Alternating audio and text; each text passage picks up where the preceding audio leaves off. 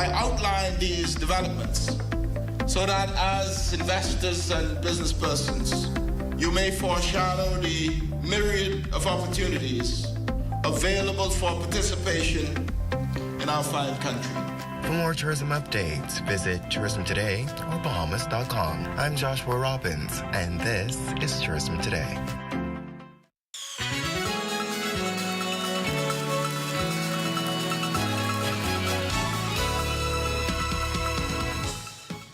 Tomorrow, October 1st, kicks off Breast Cancer Awareness Month. We have a cancer fighter joining us in studio to talk about not only battling the disease, but also giving back. That's our show for today. Join us tomorrow on the ZNS Network at 6 p.m. Have a great evening.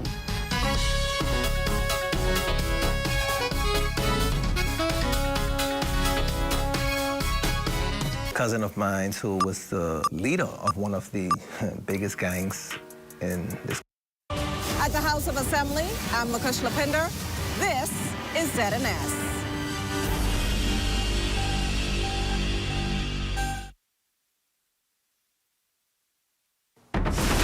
This is the Bahamas Tonight, the Northern Edition. Here's a look at tonight's top stories. Blackout weekend for Grand Bahamians. Hear why the Coalition of Concerned Citizens is demanding more from the Grand Bahama Power Company. Also, 45,000 U.S. dock workers walking off their jobs due to a massive strike likely to shut down ports across the East and Gulf coasts. But how will this impact the Bahamas? You can see that there may be a temporary increase in cost, but that's only going to be for goods that may be required to be shipped in after the strike happens.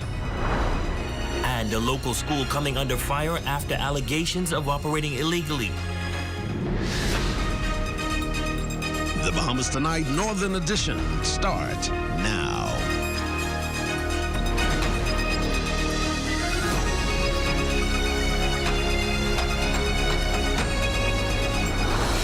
A series of bad management decisions have led to this catastrophic failure of power generation.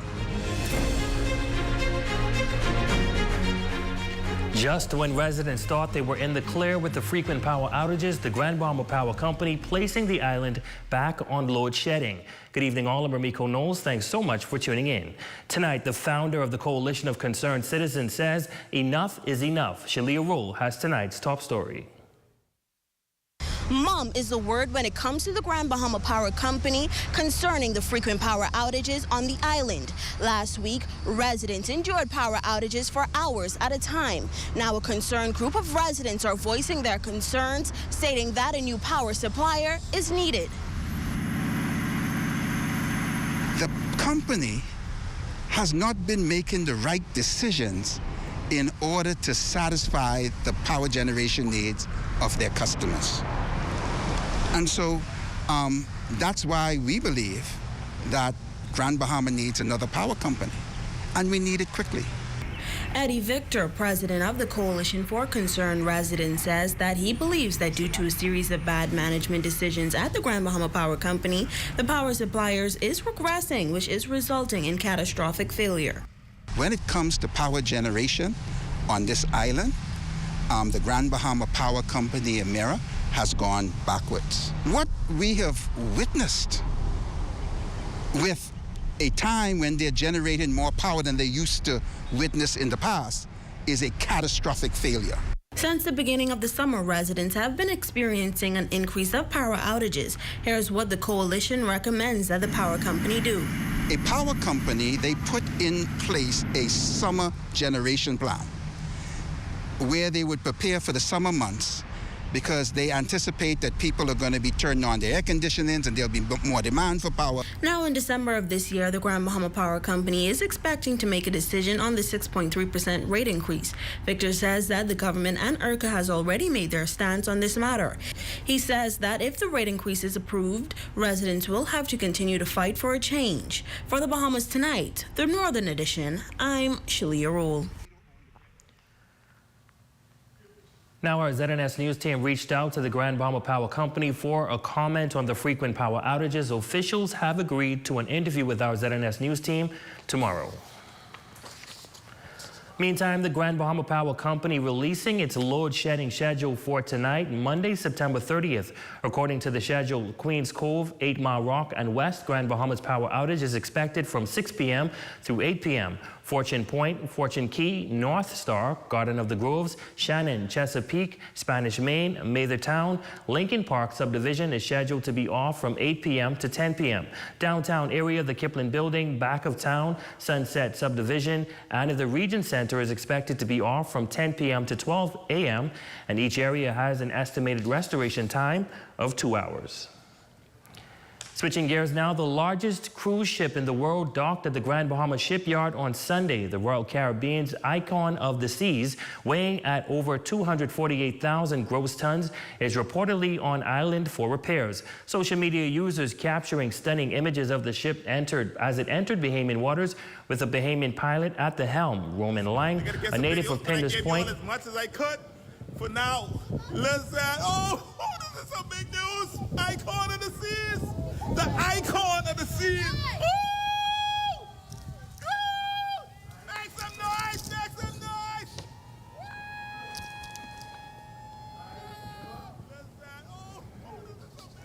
Now the deadline is midnight and the fallout is vast with global implications as the largest maritime union in North America prepares for its first strike since 1977. Food, building supplies, vehicles, and medication, just some of the items shipped through ports daily. Should those items not move, what are the implications for the Bahamas? Cleopatra Murphy has the details in this report. The Bahamas could face supply chain challenges should ports in major U.S. cities like Boston, New York, and other cities shut down, as dock workers through the International Longshoremen's Association are on the cusp of a massive strike. Its estimated strike action by some 45,000 workers could cost $4.5 billion a day if movement of shipping containers come to a halt.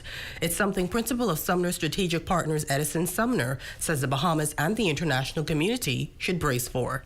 I'm advised reliably, though, that some companies have already begun loading up on supplies, bringing in additional supplies in anticipation that there might be a strike and that there might be some impact on the closure of certain ports around the United States, and that could have an impact on other suppliers who are bringing product into the country through the United States. The former CEO of the Bahamas Chamber of Commerce and Employers Confederation reasons that every shipping company or longshoreman is not a part of the union, so the ones that are unionized will be more impacted. He says any shutdown, if just hours, could impact the Bahamas significantly. Imagine if this carries on for more than a few days, then it certainly could become very debilitating for our industries, our private sector businesses who are reliant entirely on the maritime sector to bring product into the country, whether they are building materials, whether it's food items, etc. That is the maritime sector brings in the bulk of the products into the country. Sumner expects grocers in particular could be heavily impacted, adding if companies have to find alternate suppliers, price points could be impacted. If the merchants in this country, the business persons, the retailers, wholesalers, etc., if they're going to incur a higher cost for bringing product into the country because of this strike action, then yes, I can see that there may be a temporary increase in cost. With the cost of living in the country already high, Sumner says he hopes officials are able to compromise and ward off a potential strike. For the Bahamas Tonight, the Northern Edition, I'm Cleopatra Murphy. Thanks, Cleo. Well, the Ministry of Youth, Sports and Culture is introducing Youth Month for the stretch of October, aiming to highlight the excellence of tomorrow's future today. Deputy Director of the Ministry of Youth, Sports and Culture, Norris Bain, notes the government is all in on investing into the youth of today's society, especially for those in the North. We see that on a daily basis being executed by the Minister for Youth, Sports and Culture in his support of events, not just in Grand Bahama, but throughout the length and the breadth of the Bahamas. And also we see that in the Ministry of Grand Bahama with our Minister and our PAL Sec, the things that they're doing on the island of Grand Bahama to make sure that young people are involved in wholesome activities. And so it's a pleasure to invite the island of Grand Bahama to participate in all of the activities that we have planned for Youth Month. Now with Youth Recognition Awards on the 12th, a speech competition on the 16th, a march and rally on the 20th, and concluding with a career fair on the 31st, Minister of Grand Bahama, the Honorable Ginger Moxie, says the purpose is to ensure youth feels the appreciation along with a celebration of a bright future ahead. This Youth Month, let us celebrate the progress and achievements being made by our young people. Let us recognize their potential and encourage them and others to continue driving positive change. They play a crucial role in shaping the future Bahamas, and it is important to not let them lose sight of that. Well, in other news, Carnival gears up for its grand opening in summer 2025. East End residents are buzzing with optimism about the economic boost it promises, with over 700 new jobs expected in tourism and related sectors. Local leaders and business owners are rallying around the potential for increased tourism and community growth. Raven Davis reports. With the opening of Carnival Celebration Key Cruise Port on the horizon, East End residents are optimistic about the potential for major economic advancement. From increased tourism to new job opportunities, the stakes are high for the local community. It's one of those opportunities of a lifetime where we can change the landscape of East Grand Bahama. It is welcomed news, according to East Grand Bahama Chief Councillor Marcus Cooper, who notes high interest as East Enders flock to Carnival's recent job fair on the island. But he adds that the opportunities extend beyond direct Carnival employment. No doubt when tourists come to the island, they want to understand the heritage, they want to understand the culture, they want to understand more about the people. The residents in East Grand Bahama, they are now thinking on how they can participate. One such resident is Leylin Lang, owner of High Point Beach Bar, as Carnival prepares to generate over 700 permanent jobs with multiple roles available for Bahamians in tourism, shore excursions, and transportation. Right now we're in the process of working with them, putting together some tours for out here, and so still working on that. That will come on screen once they're open. Other residents also anticipating these developments. As a farmer, making sure I have my organic produce ready for them and whoever else coming to have their restaurants or their business open. Plenty of people, they're excited because plenty of people, be looking for more jobs, especially the fishermen. We'll have a lot more people moving and living in East Grand Bahama. So when you look at the real estate market now in terms of rental, Airbnb. There's a lot of persons who I've talked with as well, and so they're doing what they have to do, getting their properties straight, starting their business, getting their business license, and so just want to encourage more persons to do so because it's here. Carnival Celebration Key's $600 million cruise port is set to open in summer 2025, and Carnival is in the process of hosting multiple fairs across the islands. For the Bahamas Tonight, the Northern Edition, I'm Raven Davis. Stay with us. There's more news when we come back.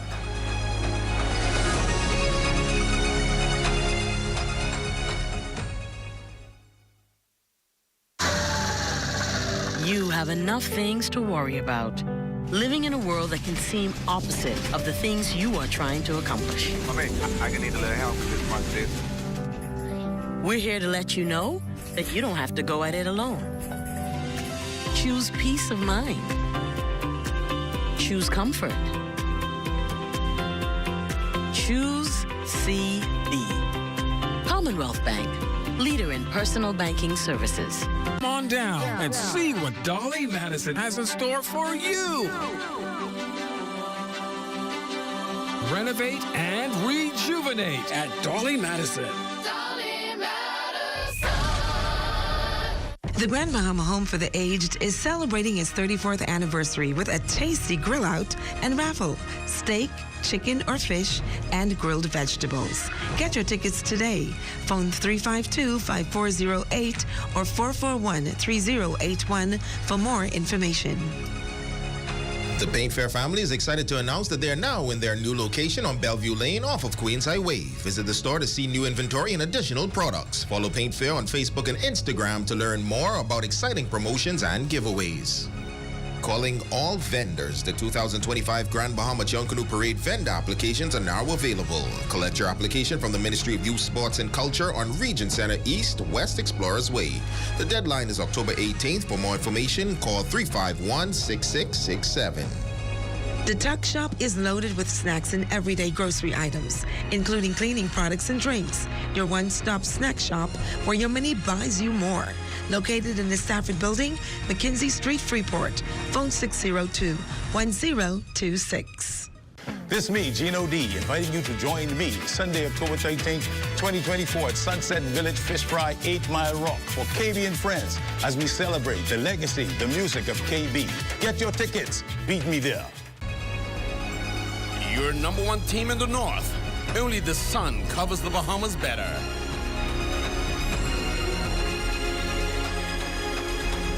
Welcome back. ZNS Northern Service is usually telling the stories of the Grand Bahama Children's Home, but in a change of pace, this time the Northern Service team was able to spend a day at the long-standing institution in fellowship and service. Shane Stubbs has more in this report. After some extensive planning, it finally happened for the ZNS Northern Service news team to bring some joy and excitement to the Grand Bahama Children's Home. Deputy General Manager Allison Smith says it was a day well spent as the staff and crew got a chance to share in games and much more with the kids. This has been a conversation that's been happening for a while at the station with Shashina, and we just were elated to come on board, and I'm happy to see so much of the staff members turned out in support. We want to continue to be a part of building this village here. Many other needs of the children's home, including the purchase of textbooks, but through a collaborative effort with Graythorn Construction, that's one less burden taken care of, as the children can now head to the classroom with the books they needed. We at Graythorn, on behalf of Kyle Clowin, we are very excited to be part of this initiative to provide them with assistance so that they could get the books for the kids. The day also served as a mini career day for the children. Overjoyed from them having a grand time was Executive Director June Hutchinson, who believes frequent interactions like this could lead to lasting memories for the children. I'm sure they will be ecstatic to be able to be engaged with persons like yourself who are that they see on TV and they say, I've met that person, I see that person, they came to the home. That will definitely light up their world. And what's a fun day without some good eats and treats? Growing Party Rentals was also on hand, ensuring the children had their fill. Just to bring the snow cone, the popcorn, bouncing castle, and the cotton candy machines out to the children's home for the children to have a fun-filled day. You know, it's always a pleasure to come here. Every time you come here, the children are always welcoming. You always have a good time with them. Christmas is around the corner, and who knows, ZNS may bring Santa to town. For the Bahamas Tonight, the Northern Edition, I'm Shane Stubbs. We certainly had a great time. Well, the West Grand Bahama Disaster Consultative Committee held a disaster state of readiness town hall meeting at the newly renovated 8 Mile Rock Gymnasium, which will also serve as the hurricane shelter in the event of a storm. A number of government agencies and private partners made presentations to residents that attended, altering them on their various roles before, during, and after a storm should a hurricane impact West Grand Bahama. We in the West Grand Bahama, we have a disaster consultative committee, and every month we meet, and we decided that this month that we would have a town meeting for the residents, so they would know where all our emergency shelters are, so that they would know what to do when it comes to animal care, so that they would know what to do when it comes to restoration, so that they would know what to do before, during, and after an hurricane. So we thought that this was very important to have this meeting tonight. Making a presentation was Dr. Stacy Bevins-Lang, Clinical Director of the Grand Bahama Health Services, who spoke on public health and medical needs following a major disaster. Also bringing remarks was Aaron Sargent, Managing Director of the newly formed Disaster Risk Management Authority. We are prepared and ready to assist the residents of the Western area at the 8 Mile Rock Clinic. That we will have that clinic available for any emergencies that may occur during or after the hurricane. We are asking persons that have any major illnesses that requires regular hospitalizations, etc., that you go over the bridge. We don't want anyone to be trapped and or trapped on this side. I think one of the most important things that we highlighted tonight is not to wait. We, as a community, as a country, like to wait to prepare at the last minute when a storm threat is imminent. We are encouraging residents. The presentation that was made by our lead manager in Grand Bahama, Ms. Shaloma Miller, discussed and highlighted the things that you need to do to get prepared. So, having your family emergency plan, knowing your evacuation routes, knowing where your nearest shelter is. These are the things oftentimes we don't consider and factor into our own personal commitment and resolution to ensuring that we are prepared ourselves. All right, Dolphins, tonight is the night. We're hoping to pull up a win, at least tonight, Jay. What you think? Dolphins? Anyhow, coming up in sports, we have some swimmers preparing from Alpha Aquatics for the swim season. I like that. That's coming up next, but first, here's your check on weather.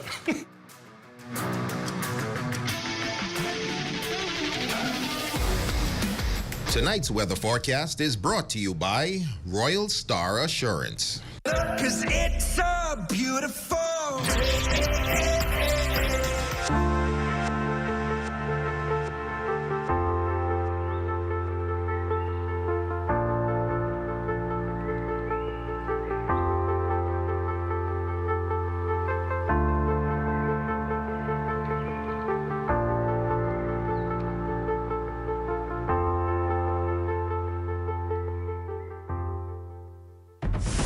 See news in the making? Call us at 352-9713 or 359-5167, or you can email us at zns3news@gmail.com.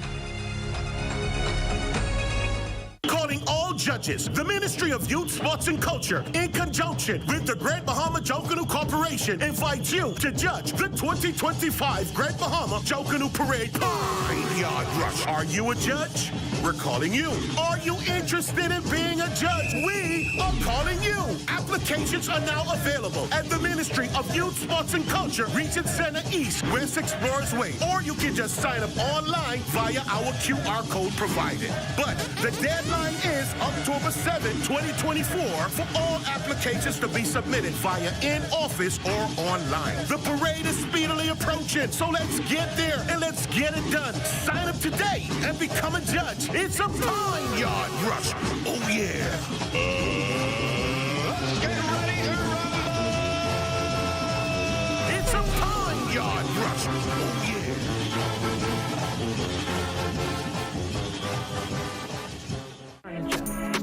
The Forever Flower Shop. Check out our new selection of artificial flowers and wreaths. Choose stems for your own projects or get a pre-made arrangement as a quick fix to a dull space. If you're a soon-to-be bride, inquire about bulk ordering for floral options that won't break the bank. It's all here at Island Bedding and Furniture, located at number 5 Queens Highway, across from Caribbean Veterinary. Sometimes you want pizza vibe without the whole dang pie. Now, there's a new way to get the bold flavors of pizza whenever and wherever you want. You just got to try Pizza Hut's new melt in buffalo chicken, meat lovers, pepperoni lovers, and chicken bacon wrap for just $6.99 with that. Pizza Hut's new melts are cheesy, crispy, and loaded. Call us at 352-9191 to satisfy your pizza vibe cravings. Journey to a serene oasis. Relax. Rejuvenate.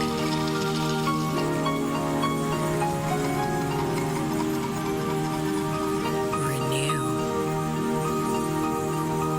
Welcome to Renew Day Spa. For appointments, call 352-RENU. Guess what? Budget Pest Control has something important to show you. Cock the termites former Samus, the super termite. What makes them super? Their ferocious appetite can attack your home from below and above. They even attack forestry. But don't worry. Budget Pest Control has extensively studied this species on Grand Bahama. You can even check out our scientific paper. So you can count on us to protect your investment. Call Budget Pest Control, the termite specialist. Have you been waiting for windows? Then wait no more. Cornet Bahamas have in stock now PVC sliding windows, casement windows, and impact sliding windows with mirror tinted glass, all in different sizes and styles. Call us at 352-1301 or visit any of our 4 locations in Freeport, Nassau, Abaco, and Eleuthera for the great products and great prices. Open 8 a.m. to 6 p.m. Monday to Friday, 8 a.m. to 5 p.m. on Saturdays. Cornet Bahamas, dream, design, deliver.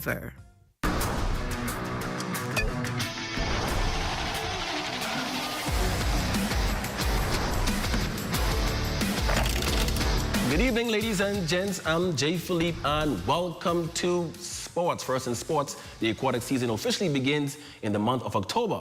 Alpha Aquatics Swim Club, led by Coach Jasmine Gibson, says this year is promised to be a special one with new swimmers to the forefront.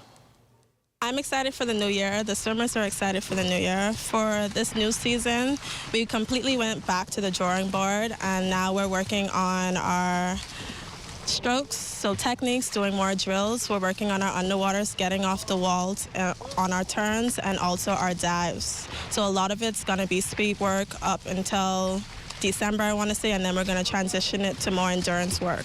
Later on in October, we have a swim meet here on Grand Bahama. For that, again, the swimmers are going to be looking more towards our sprint events. So, again, more sprint work. Next in sports, scores from the Grand Bahama Amateur Softball League from the weekend. On Saturday, Immigration Enforcers shut out Child Investment 7-0 in co-ed play. And in all-men's action, Pat's Uniform Reds won by default over Stephen Fantasy Ballers. Now on Sunday, in co-ed action, Cooper's Destroyers got the win against Immigration 15-8. And Kelly Sliders edged out Child Investment by 1 run to get the W. The final score on that game was 11-10. The feature game in all-men's play had Ira Boys winning over Taylor City Marlins 12-5. And finally in sports, Cameron Riley recently competed at the APGA Jefferson Health Golf Classic. Riley shot a 68 in the first round and 67 in the second round, finishing second overall behind American Chase Johnson. We don't know what it did. We're saying go. And that's your check on sports. Your Facebook friend of the day is up next. Be blessed.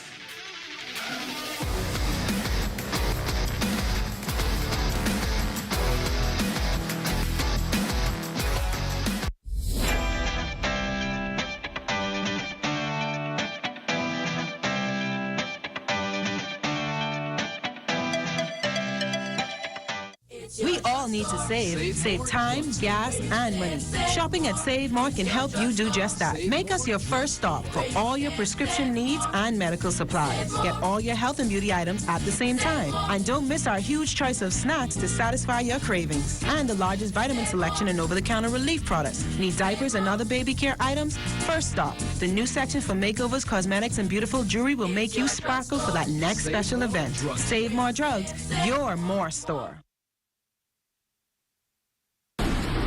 Hey, what are you doing? I'm self-insuring my investments, starting with this tarp. We all remember the blue tarps after the storm. Let's make sure that we are covered with more than a tarp. Don't allow your investment to be at risk. Protect your investment with one of our insurance policies. Nobody does it better. Hi, I'm Derek Stubbs. And I'm Cindy Russell. ZNS 810 AM presents Grand Bahama. Get ready for the event of the year. Experience a live recording of one of the Bahamas' leading gospel ensembles, Showdown, on stage with some of gospel's greats, along with the Grand Bahama gospel community. Sunday, National Heroes Day weekend, October 13th, 7 p.m., Jubilee Cathedral, East Settlers Way. It's a free event. Don't miss an experience of a lifetime. But it doesn't stop there. You can be a part of the largest music workshop and coming together of the island's best in creative arts. Register today by scanning here or get an application from your local church. The Grand Bahama Music Workshop begins Wednesday, October 9th at 7 p.m. nightly through Friday the 11th. Sessions for choir members, race teams, dancers, musicians, sound technicians, and media operators. The nightly sessions followed by a mass choir rehearsal to record special songs at Shabak's live recording. Jade Champagne and the Rhythm presents 102.7 The Rhythm turns 3, and it's a big performance with Taurus Riley live. Taurus Riley live. Oh yeah, the hitmaker, the reggae icon, Taurus Riley live. Saturday, December 14th at the Grand Lucayan Ballroom. Doors open at 8 p.m., showtime at 11 p.m. For 102.7 The Rhythm. Big birthday party with Taurus Riley live. Get tickets online now. TheRhythm3.com. And it's a big performance. Taurus Riley. Brought to you by Jade Champagne and The Rhythm. Saturday, December 14th, 102.7 The Rhythm turns 3 with Taurus Riley live.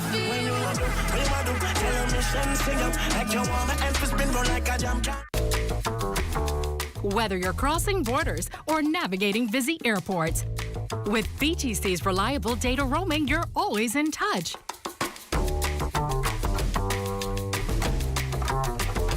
In a fast-paced world, staying connected is key.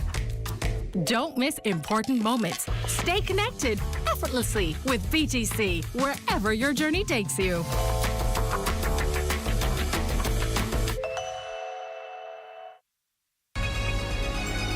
Your number one team in the north. Only the sun covers the Bahamas better. And that's going to do it for us here in the north. I'm Ramiko Knowles. Thanks so much for tuning in. There's a live look at the Bahamas tonight coming your way next.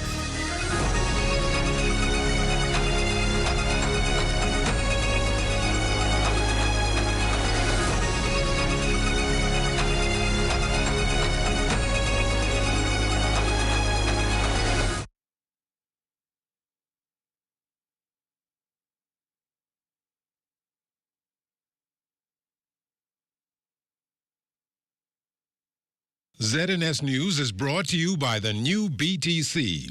Fiber is here. Faster, stronger, more reliable. Together, we are unstoppable. Switch today.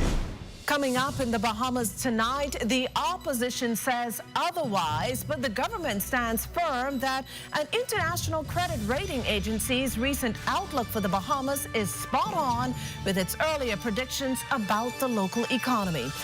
Also, the prosecution pokes holes in the BDOC's commissioner's ability to effectively lead the Foxhill institution as testimony in his predecessor's wrongful dismissal case continues in a Supreme Court. And demolition imminent. As many as 200 structures in the unregulated Cowpen Road community of T-Wash to come down this week, forcing occupants to find lawful homes elsewhere. The Bahamas Tonight, the National Report, starts now.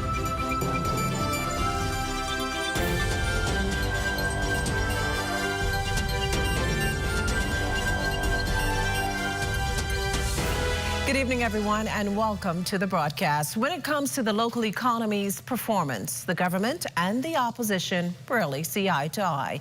Case in point, the most recent round of headbutting over credit ratings agency Standard & Poor's new report that cites a slowdown in the economy's growth to 1.8% this year. S&P also finds that successful execution of the country's energy policy reform could very well support medium-term growth. All this while affirming the Bahamas' B+ ratings, keeping the economic outlook at stable. But while seemingly glowing, the opposition says anything but. Shadow Minister of Finance Kwesi Thompson deems S&P's report as very concerning, a bleak story of the economic trajectory of the Bahamas that should serve as a wake-up call for the governing party. But Economic Affairs Minister, Senator the Honorable Michael Alcides, questions what report the opposition is reading. And so I don't know which report the opposition spokesman on finance or the opposition in general is reading, but to me, that is a very, very positive affirmation of the fiscal strategy that the government has employed over the past 2 years, and an indication that an independent arbiter like the Standard & Poor's has seen the results. We have always indicated that we expect the growth in the Bahamian economy to moderate towards historical levels, meaning we grew very, very fast in the initial 2 years after COVID, and now the growth will return to the more normal levels. We anticipate that our economy will grow more than 1.8% this year, and we are working hard to achieve those results. Now, Kiedis's sentiments echoed by the Prime Minister and Minister of Finance, the Honourable Philip Davis, who admittedly welcomed the report while acknowledging that there's a lot more work ahead. The important thing, though, he says, is that his government is no longer kicking the can down the road, and as a result, the country is finally moving in the right direction. Taking a shot at his detractors, the Prime Minister expressed disappointment that the opposition is so determined to ignore the country's progress instead of celebrating it, appearing, he says, to be rooting for bad news. Well, while we're on the economy, proud to be investing in the Bahamas. The story of Sandals Resorts International CEO Adam Stewart, the regional hotel exec, is in town this week on business and updated reporters on the progress of Beaches Exuma. The new brand replaces Sandals Emerald Bay that's undergoing an estimated $100 million transformation. The goal is to upgrade from an adult, inclusive, to a family-oriented hotel. It's bigger than most anything in the Out Islands, and it's a bit of a machine. So we're putting the finishing touches on it now. We're hoping to be, by the end of the year, we're putting it to tender. The conversion works, and we're hoping 12, 14, 15 months. There are ways to make it move faster, but at this stage, that's kind of the timeline that we're working with. Now, there's a skeleton crew on the Exuma-based property. In the end, though, Beaches Exuma will employ more than 850 people, a significant number boost for locally employment and family-focused entrepreneurial opportunities. 2 people, Sandals being adults only, 2 people for every, holiday stay. Beaches average 3.8. So there'll be more seats, there'll be more demand needed, and there'll be more growth.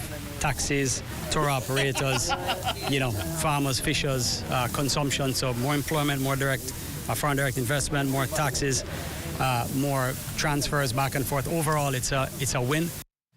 In related news this evening, the local short-term vacation rental industry has seen a boom in recent years, with more and more property owners turning their spaces into places for lodging. And the Davis administration's recent rollout of an initiative for Bahamian owners and those considering entering this very lucrative market might help send these already skyrocketing figures to a whole new galaxy. Corval Pfeiffer reports. The timing and location of the launch of this Bahamian-owned short-term vacation rental funding program are by no means coincidental. On Exuma Saturday, Deputy Prime Minister and Tourism Minister, as well as Exuma's MP, Chester Cooper, announced a $1 million grant program. This is a big deal. I think it's important for the development of tourism, and I've talked about needing more rooms in the Bahamas, and the government is encouraging the private sector to do it, but we're doing something about it. This initiative, says the tourism minister, aims to build wealth for Bahamians. Exuma, an island still swirling around uncertainty with the recent temporary closure of the 200-room Sandals resort, stands to benefit significantly, Mr. Cooper says. The program, says the Deputy Prime Minister, will fill the gap in the loss of rooms from Sandals' closure. This is just one of the many programs that we're launching through the Tourism Development Corporation, and I'm very excited about this initiative. His excitement, it appears, is also about touting what he calls 2 of the most transformative vehicles in boosting the economy through the #1 industry, the Tourism Development Corporation and the Tourism Development Fund. Ian Ferguson is CEO of the TDC. We are the agency of government responsible for providing that ongoing technical support to businesses, specifically in tourism and hospitality. Through the TDC in Phase 1, short-term rental owners can obtain a $10,000 grant for renovations, repairs, and overall upkeep of their rental unit. Immediately people were thinking, oh, I need more than that. But this is going to go a long way in improving properties to ensure that the quality goes up market. The program, which is funded through $1 million from the Tourism Development Corporation and an additional $1.2 million from the Bahamas Development Bank, was launched here in Exuma. But according to Deputy Prime Minister Cooper, it's a program that will be taken to islands all across the Bahamas. In Georgetown, Exuma, for the Bahamas Tonight, I'm Corbell Pfeiffer. Coming up, testimony in the Charles Murphy case resumes. You're watching the Bahamas Tonight, the National Report. Stay with us.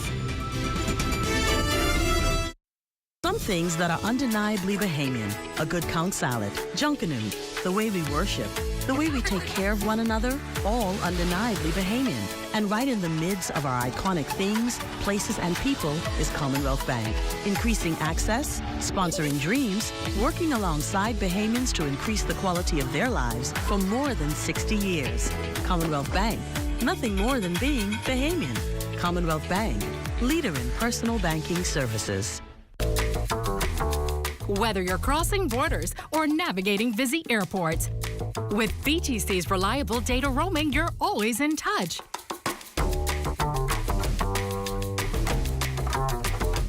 In a fast-paced world, staying connected is key. Don't miss important moments. Stay connected effortlessly with BTC, wherever your journey takes you.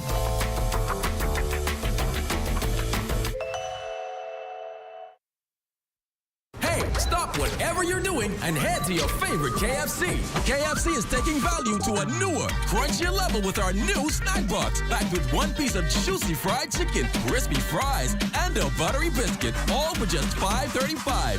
When you snack, you deserve to snack responsibly with the new delicious KFC snack box. Order your new favorite deal online with Messenger or WhatsApp Hi to 557-3663 to start your KFC order today. KFC knows value and is finger-licking good. From paradise to paradise, Bahamas Air invites you to embark on a seamless island journey from the sun-kissed coast of Nassau, the Bahamas, to the rhythmic shores of Montego Bay, Jamaica. Soar high above a turquoise tapestry on the most trusted airline in the Caribbean. Our inaugural flight takes wing on November 17th, 2024. Don't delay. Book your idyllic escape today.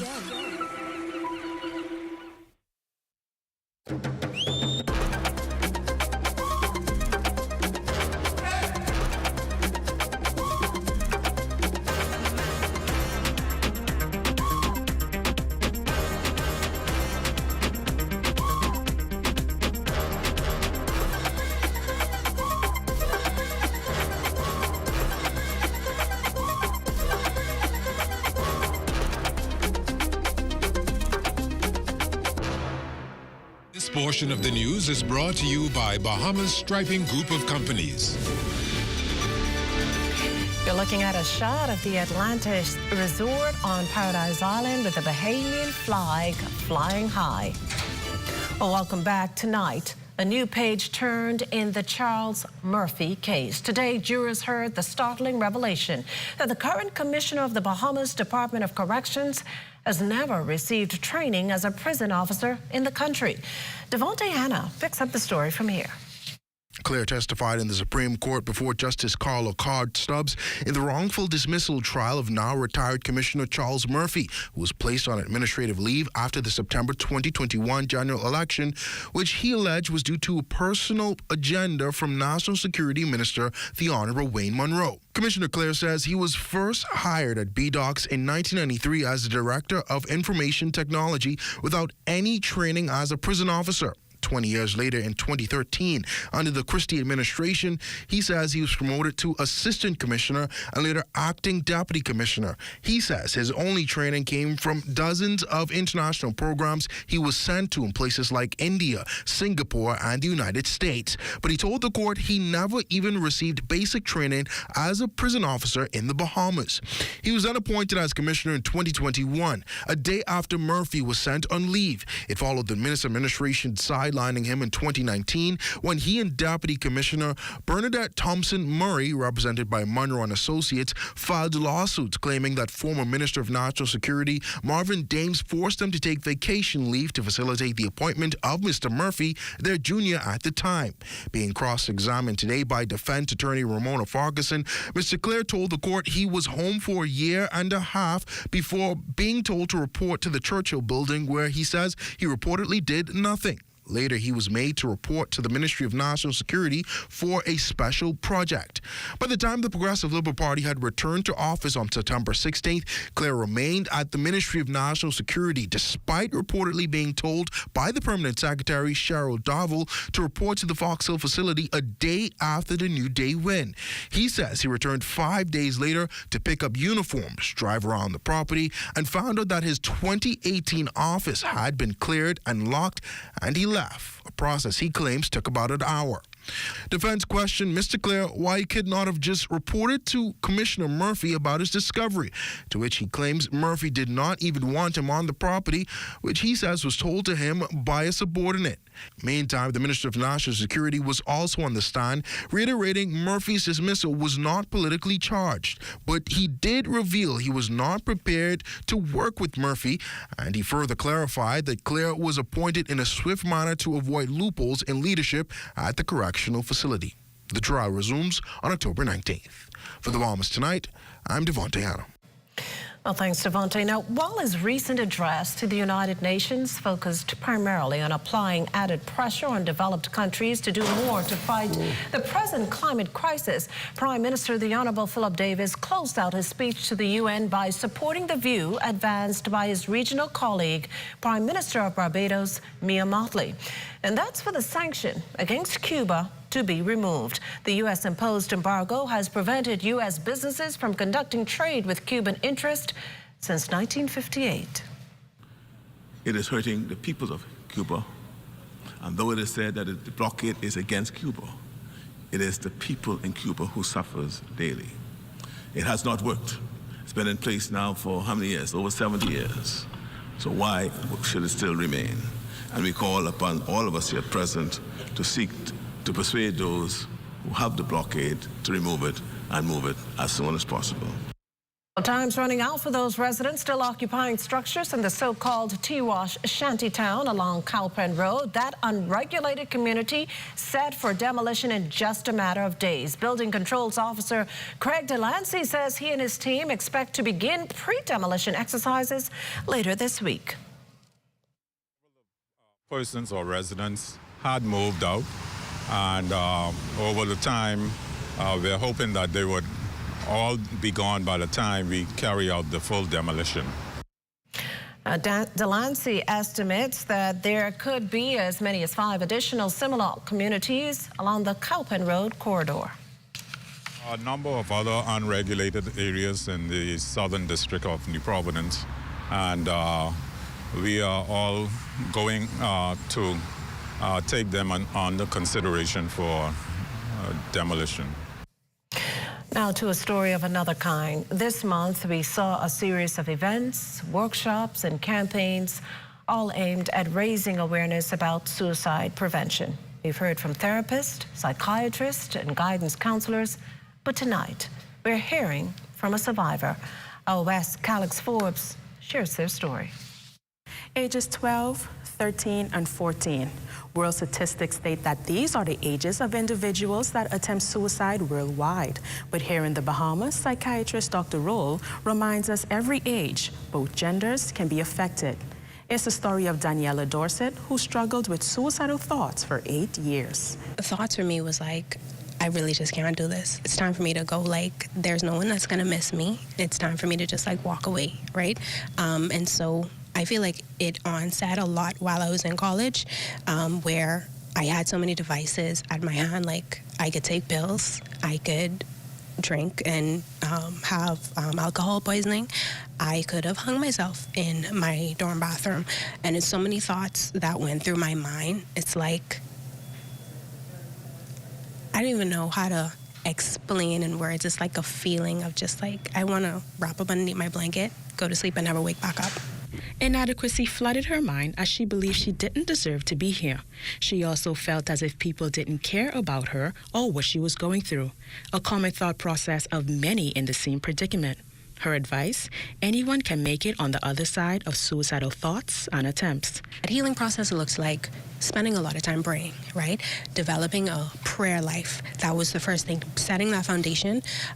The other thing looked like fasting with my friend. That was helping me come out of this depressive state that I was in, and realizing that depression is not, I don't want to say that it's not a real thing, but it is a spiritual attack. And being surrounded by positive, faith-filled community is vital for those in the healing process, in addition, propelling one's mental health. If I were to say anything to anyone that is currently struggling with suicide, I would let them know that there's no light in killing yourself, because someone needs you to survive for tomorrow. While Suicide Prevention Month may be ending, local medical experts are adamant that the mission to promote mental health awareness and support must continue. For the Bahamas Tonight, I'm Wes Calix-Forbes. Great story there, Wes. Stay with us. On the Beat is after the break.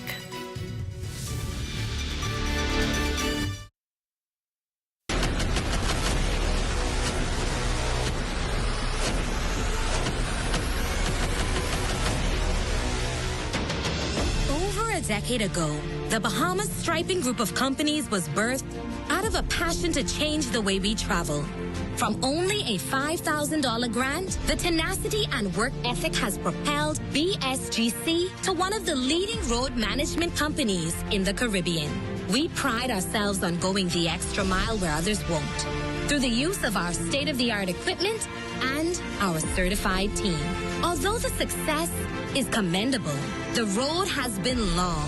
Yet, the mission continues in striving to be a world-class organization ran by Bahamians for Bahamians. With the help of our experienced and hardworking team, we at the Bahamas Striping Group of companies are committed to making a difference, one road at a time.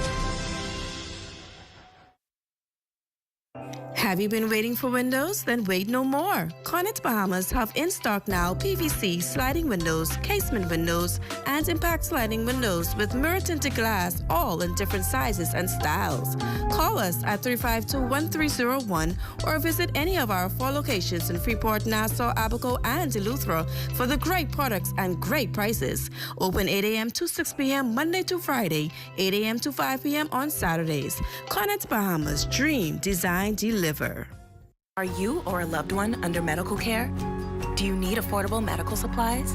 Ports International is the largest home health care supplier. Medical supplies at the very best price. And you can even shop online. From hospital beds to wound care, wheelchairs to walkers, Ports is a one-stop shop for your medical supplies, and we accept insurance. We have online shopping and 2 locations to serve you, at the Airport Industrial Park and Shirley Street. We also ship to the Family Islands. Shop online and visit us on Facebook. Call Ports at 377-1771. Introducing the Focal Smart Pass app that helps you to fuel up faster. Here's how it works. Download the app on the App Store or get it on Google Play and create your profile with payment details. Visit your nearest Shell station. Open the app, scan the pump's QR code, select your payment amount, and begin fueling. Say goodbye to cash and cards because the Focal Smart Pass offers secure and convenient payment options right at your fingertips. Download Focal Smart Pass now and fuel up faster today. People are going crazy for Popeyes around the world. Some have camped out for hours just to try our delicious chicken. This guy stocked up on 300 crunchy, juicy chicken sandwiches, just in case. And these lovebirds celebrated their wedding with the Popeyes cake. For real. We get it, y'all chicken lovers. Because we're just as crazy to marinate our chicken for 12 hours and make every piece by hand. That crazy love, we love. Love that chicken from Popeyes. Brought to you by Focal Smart Pass, the smart way to pay at the pump. Menopause and mammograms. Tonight, in our Health Matters segment, our Danielle Dean sheds much-needed light on both in hopes of better educating Bahamian women. Menopause, an experience most women share, yet one many are not well equipped to handle, according to menopause health practitioner Patrice Lockhart. With wife of the Prime Minister Anne-Marie Davis as the patron for Menopause Awareness Month, Lockhart and her team hope to help Bahamian women understand the changes they go through during this critical time in their lives. My own menopausal journey is why I landed here. I went into menopause and had no clue what was going on. At that time, when I first entered menopause, I was putting on weight, dealing with anxiety, and was having issues sleeping.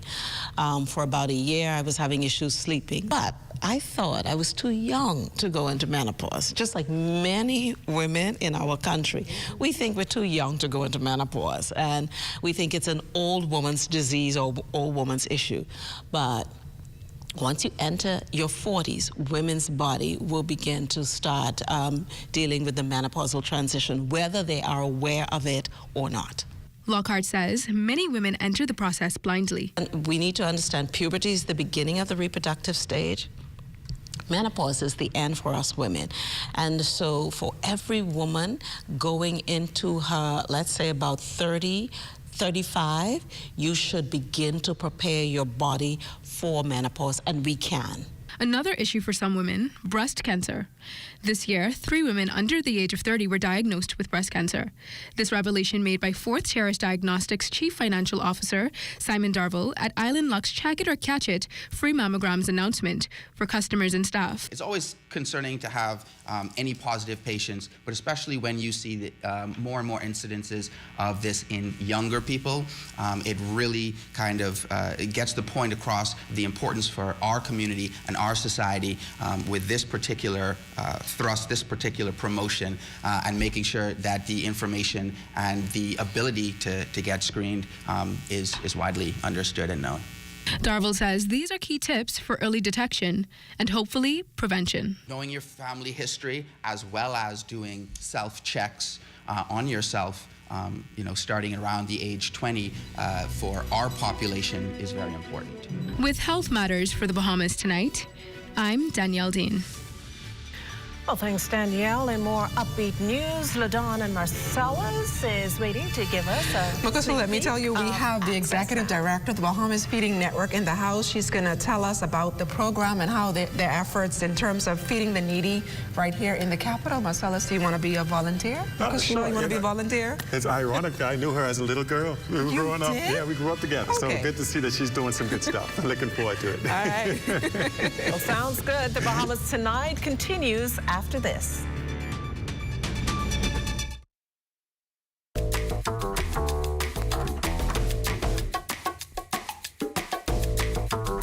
Experience the difference with BTC's fixed services. Whether you're working from home or enjoying family time, BTC ensures you're always in touch with the people and moments that count. BTC isn't just a service, it's a lifestyle. Stay connected, stay inspired, and live your best life. BTC.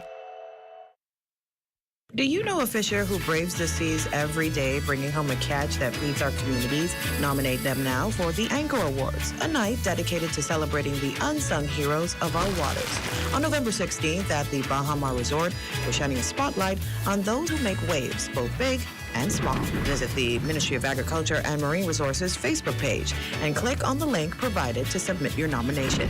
Let's give our fishers the recognition they deserve. Anchor Awards 2024. Entire flight food and Western Air. We hope that you enjoyed your flight and we look forward to serving you in the near future.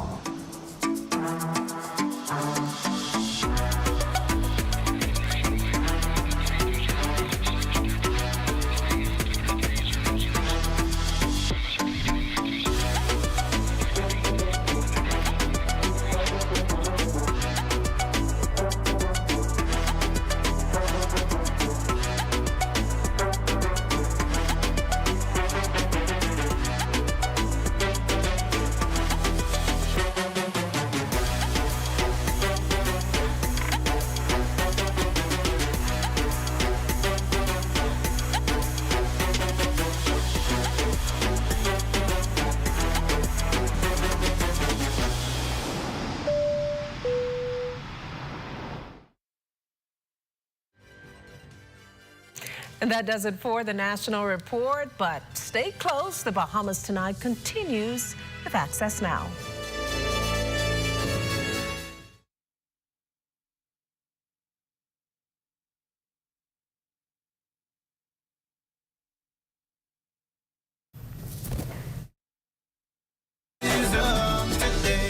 At the first Bahamian Business and Investment Forum in Washington, D.C., Deputy Prime Minister and Minister of Tourism, Investments and Aviation, the Honorable I. Chester Cooper, showed investors that the Bahamas is open for business. Many of the reasons our tourists come to the Bahamas are the reasons that investors should consider the Bahamas. We have dollar parity with the USA. We have a stable, uninterrupted democracy and a peaceful, hospitable people. We have visa-free, seamless travel from the United States with pre-clearance and TSA pre-check on the way back. We have a strong, growing economy that has allowed us to build modern infrastructure throughout our archipelago. And what we're doing in tourism, opening up more and more direct connections to allow more people to come from more routes, has meant we have direct, non-stop flights from more than 20 major U.S. cities. You can get to us easier and faster than ever before, meaning that you can do business more quickly.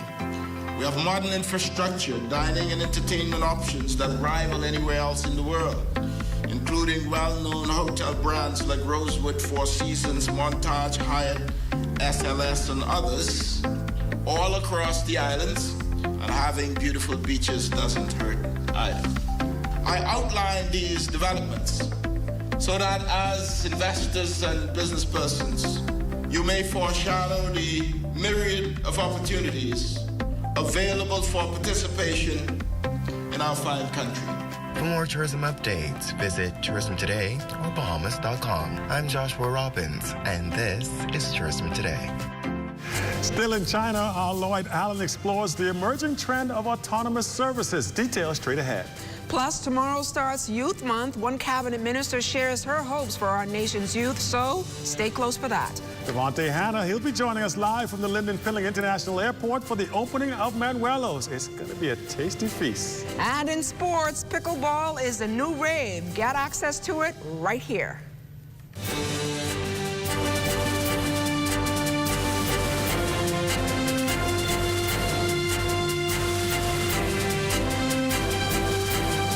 Tonight, Access Now starts now. And good evening, everybody. I'm Marcellus Hall. And I'm LaDawn Davis. Welcome to the Bahamas Tonight, Access Now. At top of the week to you, LaDawn, and looking forward to, well, having a productive one. Same here, Marcellus. All right, with that being said, let's dive right on into the news, shall we?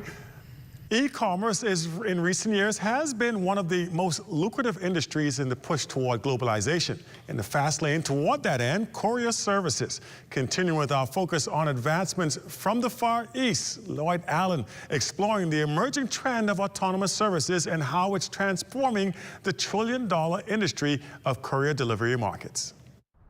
As technology is transforming here in China, one of those advanced companies is Neolix, which has created autonomous vehicles and daily has 3,000 vehicles that are on the road transporting goods to and from various locations. So how this center works is that through the logistics works, a network, the cargoes will be shipped from trucks to here and then will be distributed to designated areas.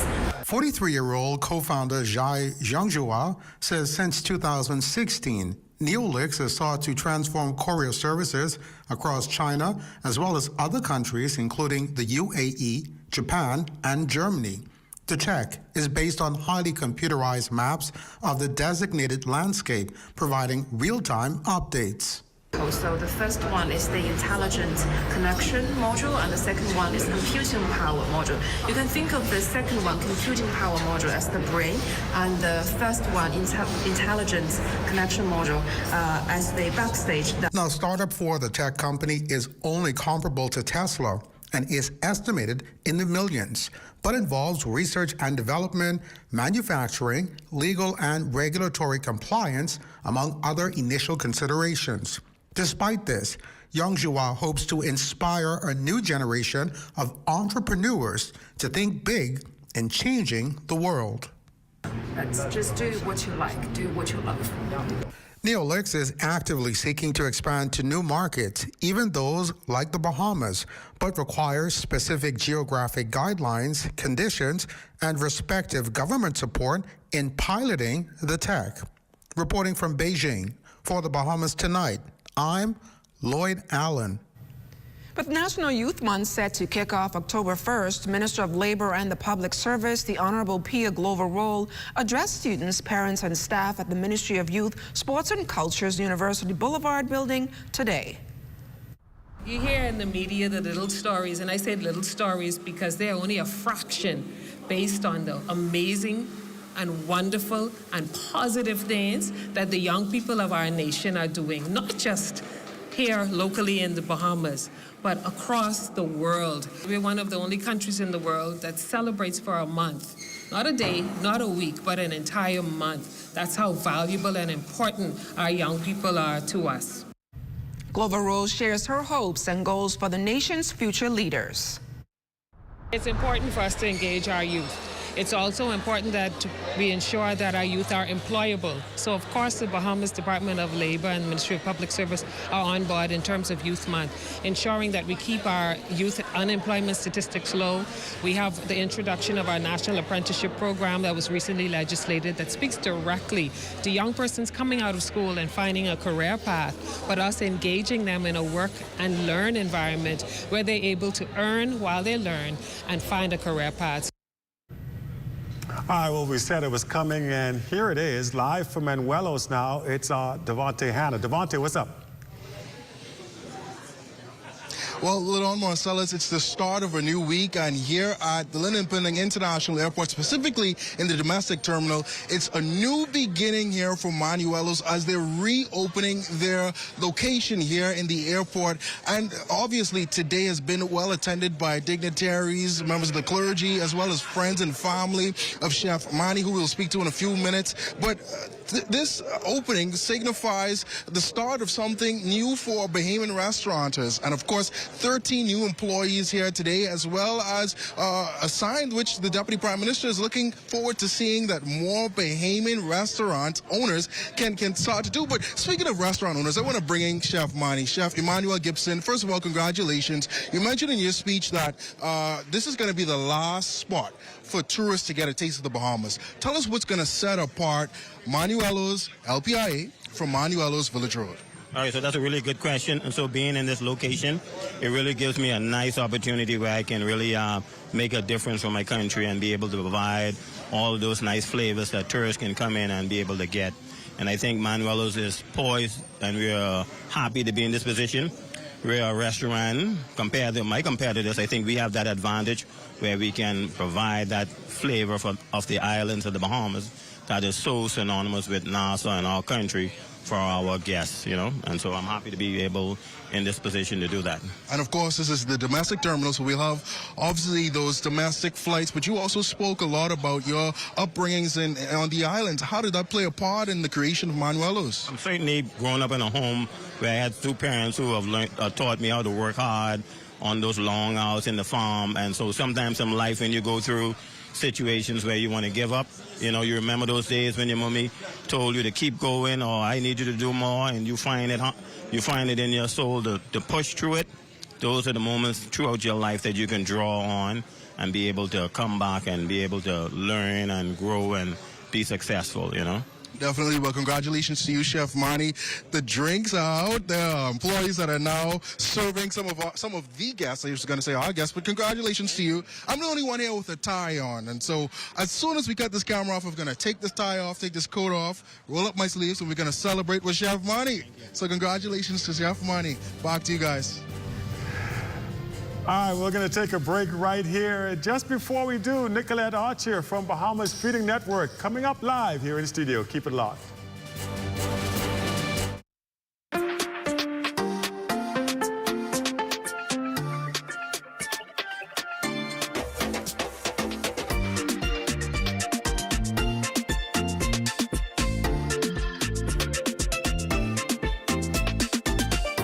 of life's twists, turns, and defining moments. RBC is open for all of you.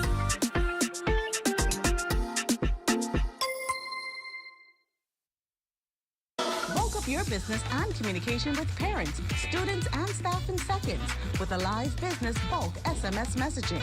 This is the perfect tool to keep you connected and easily send important updates, event reminders, and emergency alerts. Keep your campus informed and connected with bulk SMS messaging from a live business. The right choice for fast, reliable communication. For more information, contact the experts. Shopping is way more fun when you save. Shop, save, and have fun at Super Value and Quality Supermarkets. Rainbow corned beef, 12 ounce, $2.15. Pickwell tomato paste, 6 ounce, 2 for $2.19. Hunt's ketchup, 32 ounce, $2.99. Fresh tomatoes, $1.99 per pound. Chicken leg quarters, 10-pound bag, 99 cents per pound. Shop and save with the specials at Super Value and Quality Supermarkets. The Ministry of Education and Technical and Vocational Training is proud to advance education on the Family Islands. Students will attend for the first time new schools in Staniel Key Comprehensive in Exuma, McLeanstown Primary in East Grand Bahama. Students in Ragged Island will resume face-to-face instruction for the first time in several years post-Hurricane Irma, and the new school is nearing completion. Plans are well underway for the new school and hurricane shelter in East Grand Bahama in collaboration with the Caribbean Development Bank. I am confident that the Holmes Rock School in Grand Bahama is in the final stage of completion, and the Low Sound School is estimated to be completed by the end of this academic year. Works are soon to begin on the redevelopment of the Emma Cooper Primary School in Eleuthera, with the new schools in Inagua, Cat Island, and Exuma on the agenda still.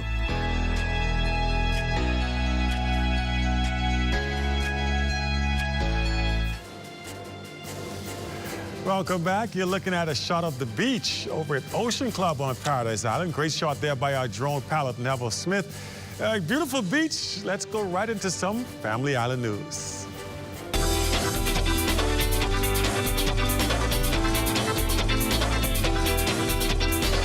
Well, Exuma residents and visitors to that Emerald Island can now rest a little easier while taking a dip in the island's more than 50 shades of breathtaking blue waters.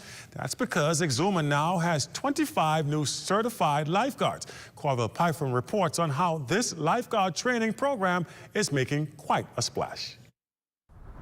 Stephen Brown, Kiara Roberts, and Anvil Roll are among the 25 recent graduates of the first ever Exuma lifeguard training program. Be more equipped and ready to serve my guests when they come on board. To be a part of this program, it would help me to push myself into the nursing program because they go hand in hand. Made me join it to save life. The program, coordinated through the Ministry of Tourism and the Tourism Development Corporation, is a part of a nationwide lifeguard training initiative, which now has 130 graduates on New Providence and Eleuthera. The participants who enter the program, all at different levels of swimming proficiency, are given 30 hours of intense training, including swimming, first aid, and CPR. Lisa Nixon, the program's chief trainer, says already there's been a lot of interest in the program from the likes of companies like Disney. There was a lot of interest from a lot of the candidates, and vice versa from Disney for the candidates. At the graduation Saturday, Deputy Prime Minister and Island MP Chester Cooper lauded their accomplishment. So this is more than just a job. It's about enhancing the safety and security of our visitors. And importantly, it is about saving lives. But beyond that, it's about protecting the integrity and reputation of our country. Water stretches the entire length of this island. It is everywhere. And if you've never seen it, it is a beauty to behold. So for this cohort of lifeguard graduates, when it comes to employment and even entrepreneurial opportunities, in this case, it's a safe bet to say that the sky is the limit. In Georgetown, Exuma, for the Bahamas Tonight, I'm Corville Python.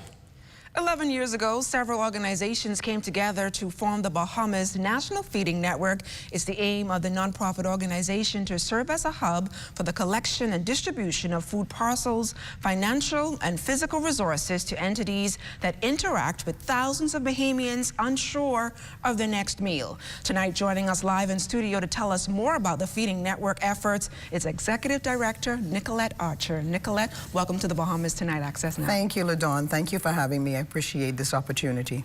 So, Nicolette, tell us a little bit about the day-to-day operations of the Bahamas Feeding Network. Okay. So, I think, first of all, we need to make something clear. During COVID, during the pandemic, the Bahamas Feeding Network was a part of the government's outreach program, and so we were supported by the government. I think many people feel that we are still a government-supported program. We are not. Okay, so it's a total non-government organization as well as a non-profit organization. So we have to get all of the funds for purchasing food items either through our sponsors, donors, or fundraising. All right, so much of what I do, the staff is solicit funds.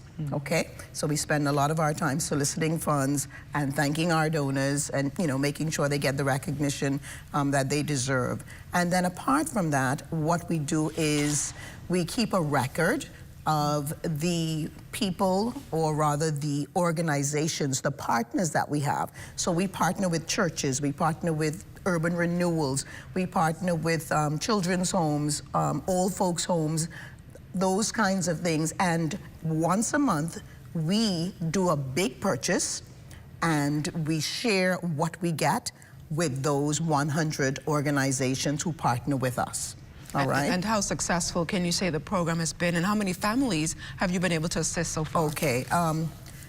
Including the time that we were a part of the government's program, it's estimated that we have given out 4 million meals. Okay, that's including the pandemic efforts. Right now, every month, we give out in excess of 2,000 parcels, which each parcel can feed about, provide about 20 meals. All right, so if you do the math, it's a good amount. But you know what, though? It's not enough. It's not enough. Because we have changed our model. When we first started, it was a hot meal feeding, and so people would come to us and get a meal. And so people are still used to coming to our office to get food, either hot or parcels. And our model has changed, so we now give it to the partners. And so when they call or inbox us on Facebook or email, we try and say, okay, well, where do you live? And we try to divert them to the nearest partner we have, but that hasn't sunk in yet. So we still have people come there every day. We have great sponsors, great donors, and I'd like to hereby mention Cisco, who would call us every other day or so and say, hey, we have an excess of something, and send the truck. So when we send the truck and we have those extra things come in, then when people come to the door, we're able to give it. And based on, I guess, what you've seen so far, can you say that the demand for food has grown tremendously since it started? It has. You know, we expected that after COVID, when people went back to work, things would, it hasn't. It hasn't. So they're catching up with the bills. And so food gets put last, you know, and then somehow we just don't budget properly. We don't see that if we take that $11 and spend it at Wendy's, oops, I should have said that. If we send it at a fast food joint, we may have been able to get a whole meal for the family rather than just for one person. You understand? So, but we are very thankful for those who give. And in addition to the vendors who give, we also have organizations who give. Just recently, we had Atlantis came in. They helped us with a hot meal feeding last week. They brought cases of food, so we're able to have those there in between that monthly feeding, and we are so very grateful. We have individual donors. We have a young lady, a little school child. She's 8 this year, I think. She comes once a month, doesn't miss. We have 2 sisters who send theirs in. So we are grateful for everyone the organizations, the stores, the individuals, if you could give up a couple of days of your specialty coffee or your specialty drink or that, you know, extra big meal, $30 a month, feed a family. And any plans, I guess, to expand the program to our family islands, because they too are in need? Absolutely. We do have partners on Abaco. We have partners on Grand Bahama and Exuma. I'm happy to say that the Disney Cruise Lines is one of our sponsors. We just met with them this week, and we're looking to do a little bit more on Eleuthera, where they have their new project. Nicolette Archer, thank you so much for joining us here on the Bahamas Tonight Access Now. All the best to you and the team over there at the Bahamas Feeding Network. Thank you so much. Thank you, LaDawn. Don't go anywhere. Marcellus Hall has a look at what's coming up in sports. Coming up in sports for tonight, we'll take a look at what's going on with the New Providence Softball Association. One champion crowned, another one still to be decided. We'll tell you who it was ahead in sports. The Whopper with cheese never tasted so good. 100% flame grilled beef, now juicier. With fresh ingredients as usual. And even fluffier buns. The Whopper with cheese. Bigger, better, tastier. Get a regular combo for only $9. Only at Burger King Nassau. Bahamas, are you ready? Keep the Vibe Alive Music Group, along with Alpha Sounds, present the best of the best. Rake and Scrape Explosion Reloaded. This is the biggest one-day all-Bahamian concert of the year. Featuring KB, D-Mac, Abby, Mama D, Van Shaw, Shine 242, The Falcon, and more. Mark your calendars. It's going down November the 2nd at Super Club Races Ground. Tickets now available at BahamasEtickets.com or both Beauty Shack locations. General admission $60. VIP, Skybox, and Skypods also available. For more info, call 394-0819 or email keepthevibealive242@gmail.com. Experience the magic once again with more legends for one night only. Come party with us November 2nd at Best of the Best. Rake and Scrape Explosion Reloaded.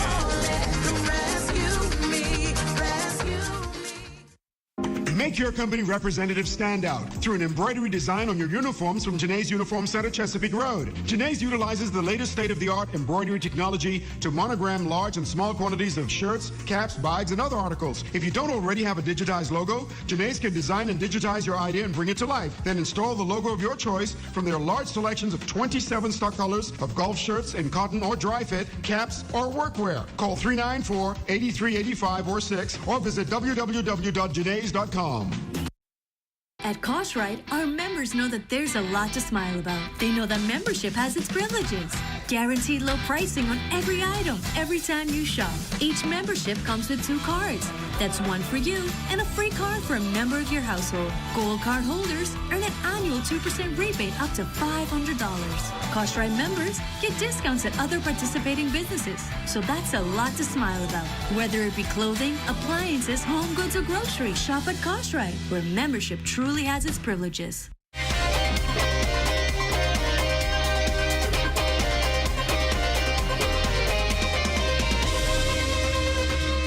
Well, welcome to your ZNS Total Sports Check, everybody. I'm Marcellus Hall. New Providence Softball Association Championship action continuing Saturday night over at the Bankers Field. Let's start with the men as the Chances Mighty Mitch trying to stave off elimination. They were in a must-win situation going up against the Cybertech Blue Mountains, who led the series 3-0 in a best of 7. Well, guess what? It would be the Chances Mighty Mitch responding to the pressure. They go on to get the win here. 12-5 ends up being your final score. And they stave off elimination. That forces a Game 5, which will come your way on Tuesday night when the Chances Mighty Mitch will again try to close things out. Where the Cybertech Blue Mountains will try to close things out. Cybertech seeing if they can get it done. Meanwhile, Chances Mighty Mitch will try to force a Game 6. A lot to be said before that's all over and done. Meanwhile, on the ladies' side, how about the Sunshine Auto Wildcats looking to do the same thing against the R&B Operators needed a win big time here, down 3-0. Their luck not so good as, guess what, Auto Wildcats getting the win here 12-4. They close the series out 4-0. They are your champions. We'll have the full details when Amazon Knows gives you the story. That's coming up at 11 o'clock. Shifting our attention now to the WNBA, where Jonquel Jones and the New York Liberty playing the semifinal matchup against the defending champion Las Vegas Aces. This one would go the way of the Liberty as they take all-important Game 1 advantage, getting the comfortable win here, 87-77. Your girl Jonquel with a double-double. She finished up with 13 points, 12 rebounds. Two teams will meet again for Game 2. That comes your way on Tuesday. And pickleball, one of the fastest-growing sports worldwide, and here in the Bahamas, no different. New players continuing to flock to learn the game on a daily basis. Blairwood Academy has jumped on the trend under the tutelage of Kimberly Cuscalis, who has been taking on the challenge of teaching the students the game. We'll have full details on that issue coming up for you first thing tomorrow as well.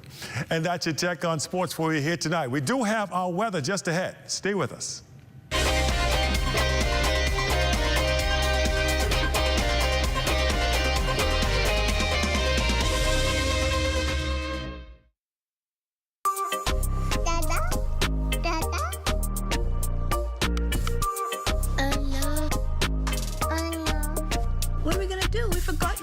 Birthday.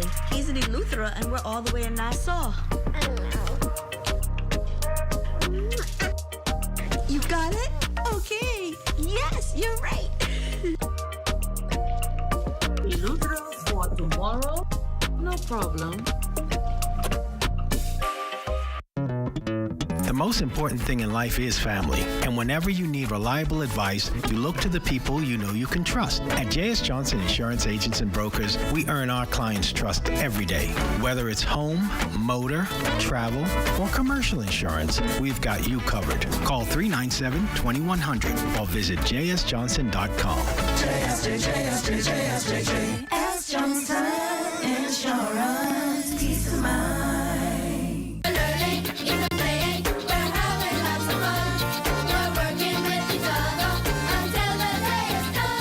The Sandals Foundation has sponsored a cosmetology lab for expectant teen mothers who are continuing their education at Pace School. Principal Patrice Miller says Sandals has been an integral partner for over a decade. Sandals is responsible for this building that we are in now, and so it's just an extension of what they have done with the school, and our partnership with Sandals goes far back because they are an integral part of what we do, and they've made it all possible. Public Relations Manager of the Sandals Foundation, Patrice Gilpin, highlighted the importance of the foundation's partnership with PACE. For us as a foundation, we believe in the empowerment of women, and the PACE is doing a phenomenal job in providing opportunities for young girls. We have a program called Women Helping Others Achieve, WOA. And in that program, right across the Caribbean, we look for partners that are working with young women, and it can be through mentorship, counseling, continued education, skills training. And so PACE for us has always been that space in Nassau. Permanent Secretary Lorraine Ambrister underscored the ministry's emphasis on empowering young people through career and technical education. TVET education is important as well. Cosmetology is a part of that realm. So this empowerment of our young ladies in that realm is so very important. You know, we've done a lot of things in the Ministry of Education, Technical and Vocational Training to ensure that CTE and its courses come online with academic learning and that everybody's empowered. Jonalee McIntosh for Ed Talk.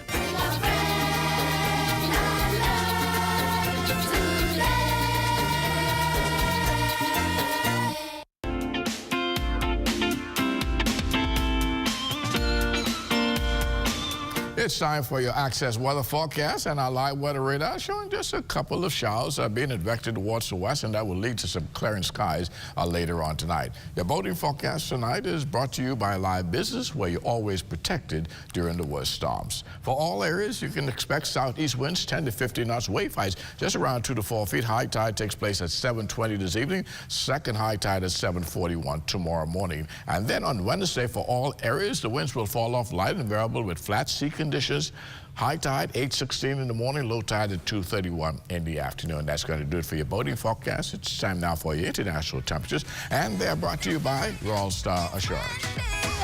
Walk out for them, walk out for them. All my ladies, walk out for them. First of all, you don't need no validation. You don't need no affirmation from nobody. No, sir. No, on your body. Confidence and sex appeal. Every now I get to feel the way I bounce and stick it. I don't work the bumper right there. Eyes upon me. And that's going to do it for your international temperatures, brought to you by Royal Star Assurance. But join me at 11 o'clock for a full weather forecast. All right, thanks, Basil. Well, looks like a little sunshine is on the way, LaDawn. Yes, it certainly is. And you know, I'm excited because I want all of the hot temperatures to just be done with and for us to get into the fall temperatures. But until then, let's hear from Matea Cunningham with Let's Talk Social. This is Let's Talk Socials, and let's talk about father and son love. This weekend, Bahamian father and son duo Selector Chronic and DJ Lover go viral when a clip of the pair DJing surfaces across Bahamian TikTok. See for yourself.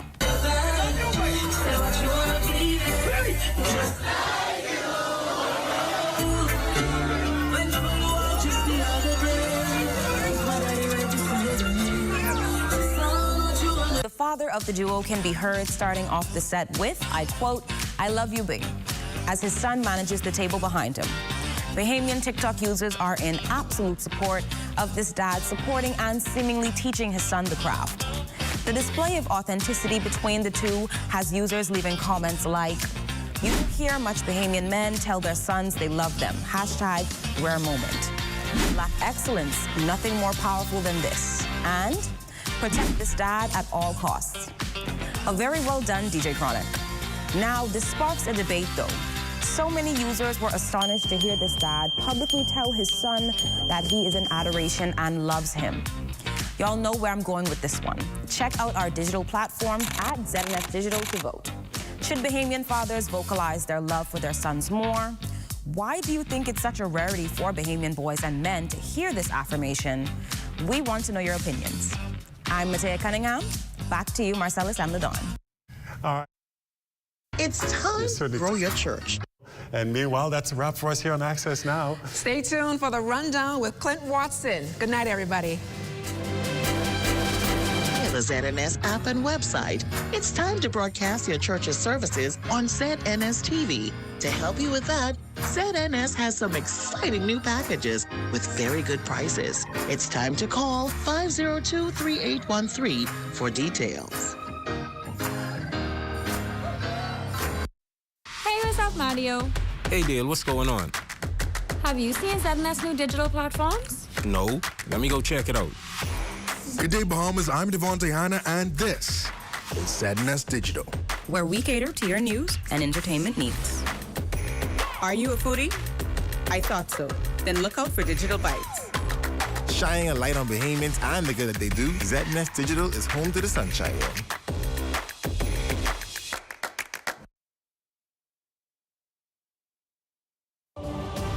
At Centerville, I'm LaDawn Davis. This is ZNS.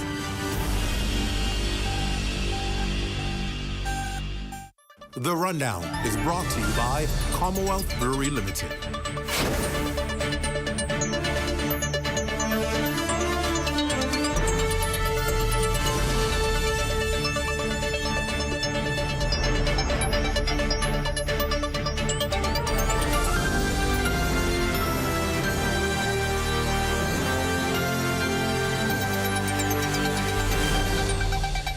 And good evening, everyone. Welcome to the show. It's great to have you back for another week. So, Standard & Poor's latest report causing the usual war between government and opposition based on the interpretation of the credit rating agency on the economic outlook of the Bahamas. Now, Standard & Poor's new report cites a slowdown in the economy's growth to 1.8% this year. Standard & Poor's also finds that successful execution of the country's energy policy reform could very well support medium-term growth. Now, all this while affirming the Bahamas' B+ ratings, keeping the economic outlook at, you got it, stable. But the opposition shares a different view. Shadow Minister of Finance Kwesi Thompson, getting in on the action, of course, deems S&P's report as, in his words, very concerning. A bleak story of the economic trajectory of the Bahamas that should serve as a wake-up call for the governing party. But Economic Affairs Minister, Senator the Honorable Michael Halkitis, questions what report the opposition is actually reading. Take a listen. And so I don't know which report the opposition spokesman on finance or the opposition in general is reading, but to me, that is a very, very positive affirmation of the fiscal strategy that the government has employed over the past 2 years, and an indication that an independent arbiter like the Standard & Poor's has seen the results. We have always indicated that we expect the growth in the Bahamian economy to moderate towards historical levels, meaning we grew very, very fast in the initial 2 years after COVID, and now the growth will return to the more normal levels. We anticipate that our economy will grow more than 1.8% this year, and we are working hard to achieve those results.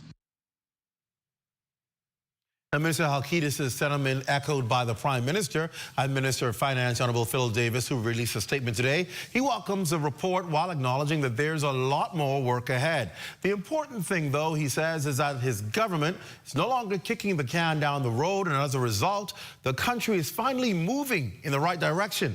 Taking a shot at his detractors, the Prime Minister expressed disappointment that the opposition is so determined to ignore the country's progress instead of celebrating it, appearing, he says, to be rooting for bad news.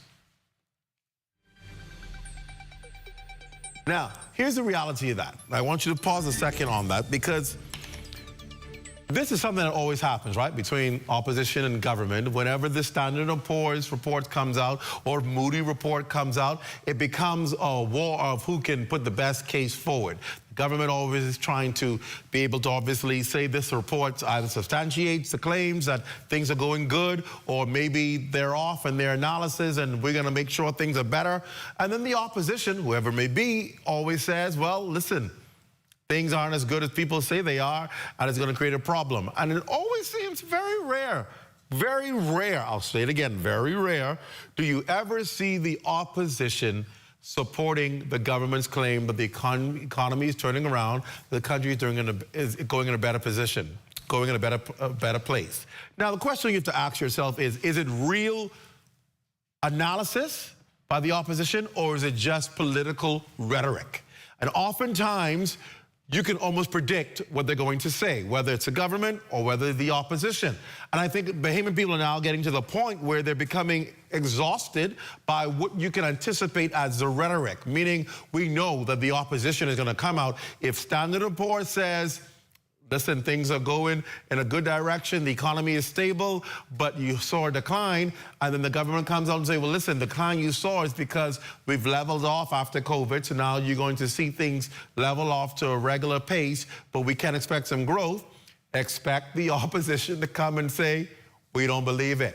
Expect the opposition to say, things are going in the wrong direction and the economy is in trouble. Now, you can determine who you're going to believe, right? Because you know whether or not you feel comfortable about your economy, whether you feel that you're doing well in the country. Only you can tell that. Somebody right next to you might say, it's going great. I have money in the bank, I'm doing well, I can pay my bills, I can buy food. And somebody next to you will say, well, I totally disagree. It's horrible. I have no money. I can't buy food. I don't have the job or the contract that I'd like to have. So therefore, things are horrible. End of the day, it's always in the eye of the beholder. But we believe that opposition and government should always speak truth, and not just for the sake of trying to get cheap shots. Should you disagree about your country's economy, if it's doing well, if it's going in the right direction, then just say so. And let the facts speak for itself if it's not going in the right direction. but I don't think we ought to just disagree and argue for the sake of arguing. But it is always interesting to hear what the opposition says and what government says on these reports that come out by these rating agencies, which sometimes may not be the exact projection of where your country is going. I always tell people, the real Standard & Poor's are the real Moody's ratings on how your country is doing, simply called the Bahamian people. They're the ones that will decide whether things are good for them and they're happy, or whether or not they're disgruntled and it's not going well, they will do something about it. End of the day, it lies in your hands. All right, well, we're going to get a response from that. That's going to be the first thing we do with my next guest. But when he comes back, we're going to talk about his great portfolio. Road works, are they happening? Water, is it happening on the Family Islands? Family Island affairs, what is happening? Is there an affair or is it drought? We're going to talk to the Minister of Works, Clay Sweeting. He is actually here. We're going to put all those questions to him. You're watching The Rundown. We're back right after this. Stay close.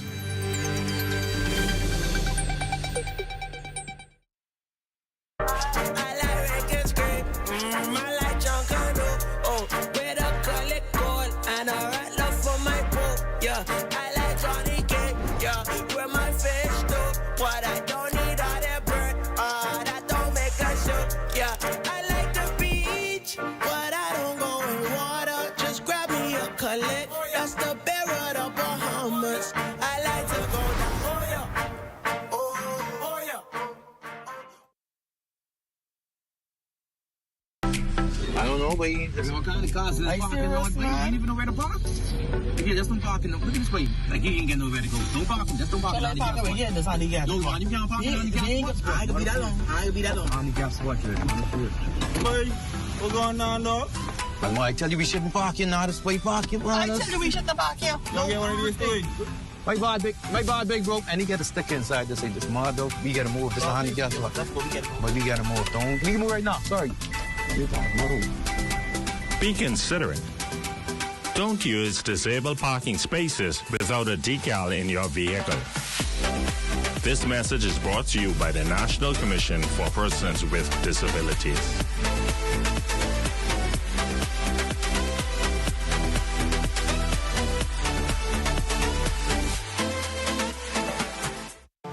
From June 1st to November 30th, the ZNS Radio and Television Network is the #1 source in the Bahamas for hurricane information before, during, and after a storm. Now is the time to choose your radio and television hurricane season ad packages. Get extra special rates and run the ads only when you want them to run. Call the ZNS sales office today at 502-3800.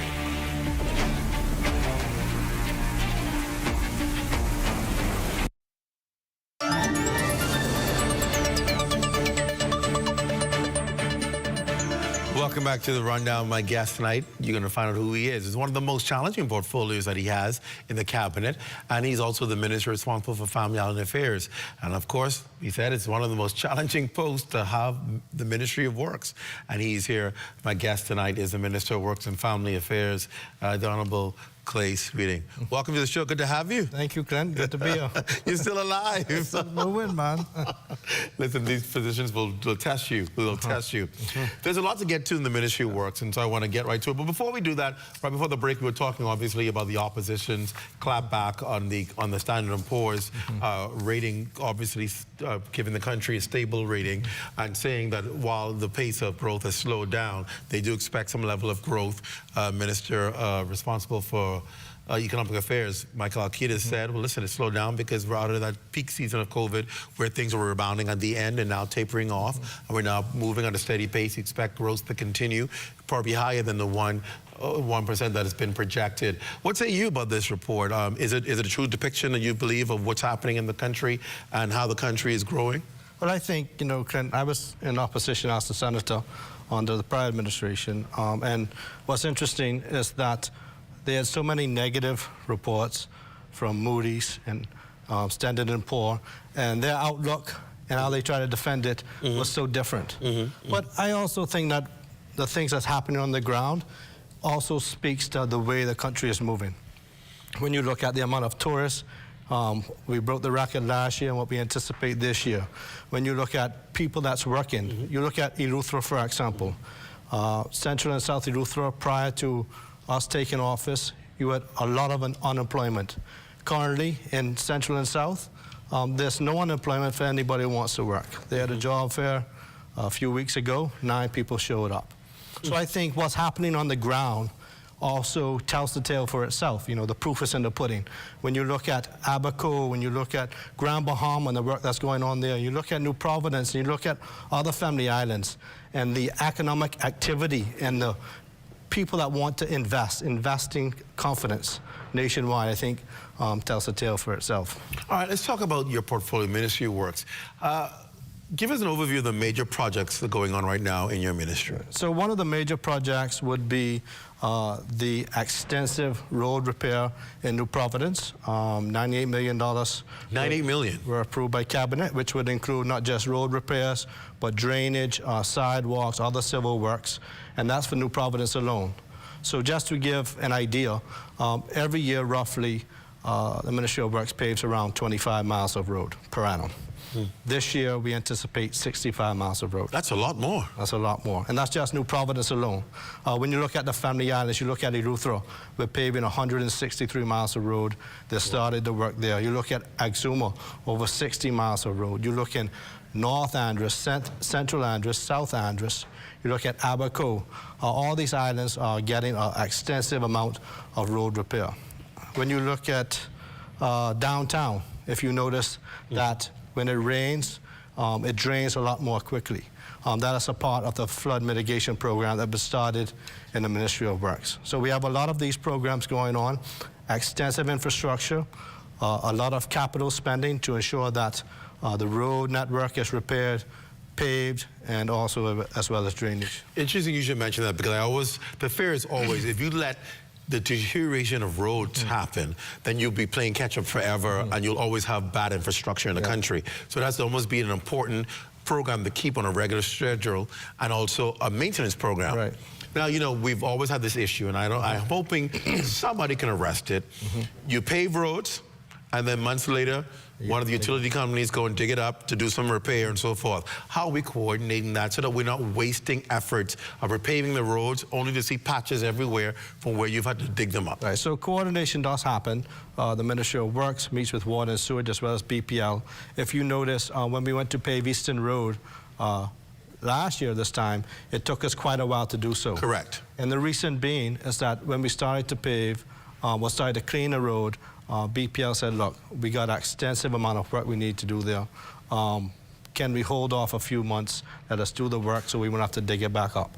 And that's the reason it took so long to pave Eastern Road at that time. So we do, unless it's a mitigating circumstances, it has to be done, where they have to dig up because of, you know, I mean, the reality is also the piping network in New Providence for water and sewage is quite old. Yes. And with BPL, you know, that's why we have a lot of work going on with BPL now to correct the transmission and distribution lines to help to mitigate some of that as well. I saw they just recently paved Tony Williams Darling Highway. Beautiful paving. And then it just seems that somebody came along with some white paint and just messed up the whole road with this streak of paint. Yeah. Are there first of all, do you even know when people do things like that? And are there consequences when people mess up the road, these big construction vehicles, if they're leaking paint or leaking oil, are they held responsible for the repair? Well, they are if they get caught. Right? I think it was actually orange paint. Yes, it was orange paint. It was orange paint. So, you know, we don't, the ministry doesn't even know. Wow, who did it? Who did it. Because, you know, we don't paint, it takes about 30 days for asphalt to cure before you actually stripe it. So that's why when you see, we don't stripe right after it's paved. So I don't know. If you were out there and you dripped orange paint all over the new Tony Williams Darling Highway, could you please turn yourself in and repair it? It was a brand new paved road, and you dripped orange paint along the highway. Truly, you gotta have national pride. Yeah. So if you're out there, you can call us right now, 502-3835, and said, listen, I made a mistake. I'm willing to correct it. My God, I just think that's appreciate that. It's littering. It's absolutely At least come back and paint it black. At least come back and paint it black, for heaven's sakes. So what we have on top, we're talking about road works. Any of those road works and drainage upgrades for the areas that flood the most, like Pinewood and those areas? Yeah, so we have a plan being put together, a national plan that could hopefully correct that. Now, Pinewood has been an issue for decades. And some persons feel like just putting drains can automatically correct the problem.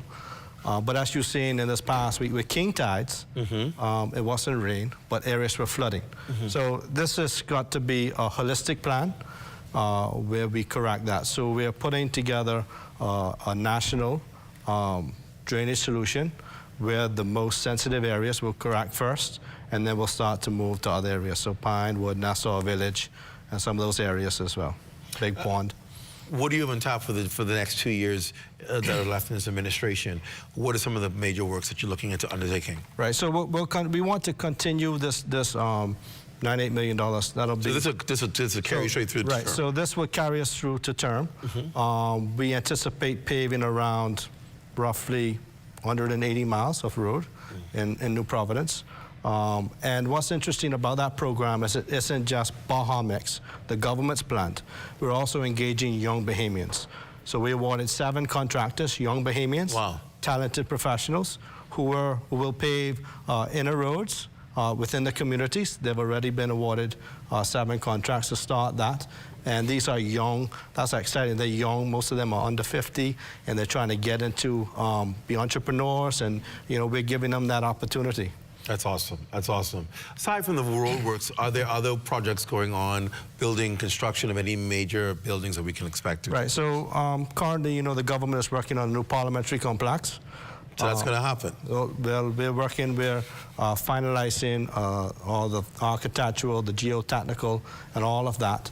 But what the Ministry of Works does is they are a conduit for other ministries. So, for example, the Ministry of Education to build all their schools, or to build a new school, or to repair all the schools, the summer repair program, which is turned into a summer construction program. I noticed. Instead of repair. We are the conduit for ministries. So if Foreign Affairs wants to build a facility, they'll come to the Ministry of Works. We'll use our architects to put it together, civil section to ensure that it's done in the proper manner, building approvals and all of that. So we're the conduit for other ministries. Previously, Ministry of Works used to be tied with BPL and water and sewage, which is now tied to other ministries.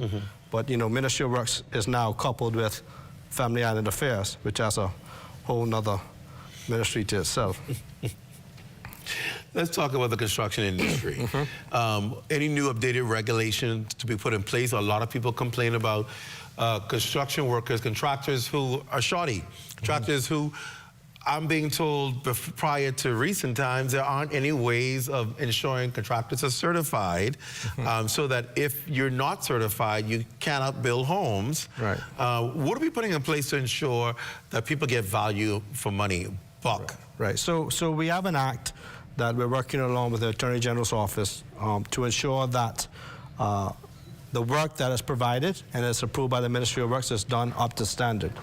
The other side to it is you also want to ensure that you don't exclude a number of Bahamians that are contractors, and that is an inclusive legislation, right? So that's one aspect of it, and a lot of this is in regards to certification, transparency, to ensure that people are signed up with a registry, and all of this couples together that hasn't been done, which has never been done really. So, contractor's license is not just tied to your business license, but contractor's license is tied to maybe a BTVI or some type of program. So right now in the country, must you be certified in order to be a contractor? No, as long as you get your business license, and then you get your contractor's license, is what helps you to get your approval from Ministry of Works. But sometimes you have persons who sign for other individuals. Really? Yeah. So you got to tie all that and see how we can. I'll go to a break, but I can't. People sign for other people to get licenses? Well, they sign so that they can get approval to build a home, and then they just oversee the home. Do they really oversee the home? Well, I can't answer. You answer that for me, Clint. You answer that. But you know, I mean, and you look at these, and you know, these are legacy issues, right? Mm-hmm. And a lot of times when administrations take over, so I've been the Minister of Works for 1 year, right? So a lot of times you look at these legacy issues, and you try to correct them step by step. Mm-hmm. And there's so many. I know that you know. We're gonna go to a break. When we come back, we're going to talk about Family Island affairs. What's happening on our Family Islands, the challenges they're facing. You're watching The Rundown. We're back after this.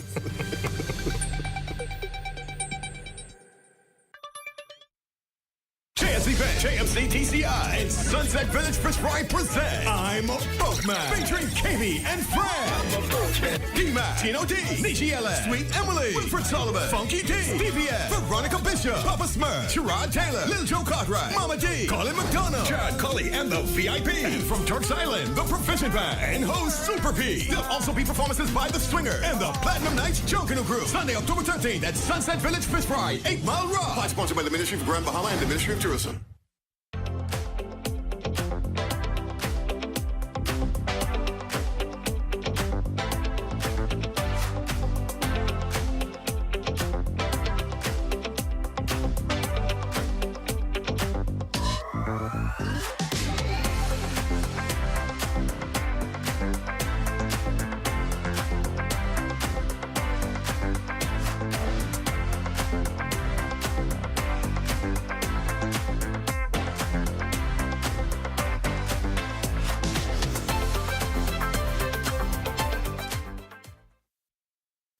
Our marine resources were once considered inexhaustible.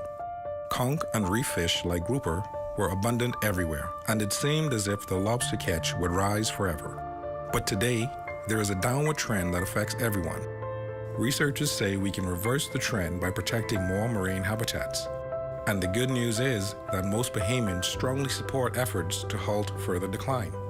Tripling the size of our network of marine parks will mean more fish and conch for everyone now and for the future, as well as more recreational and ecotourism opportunities.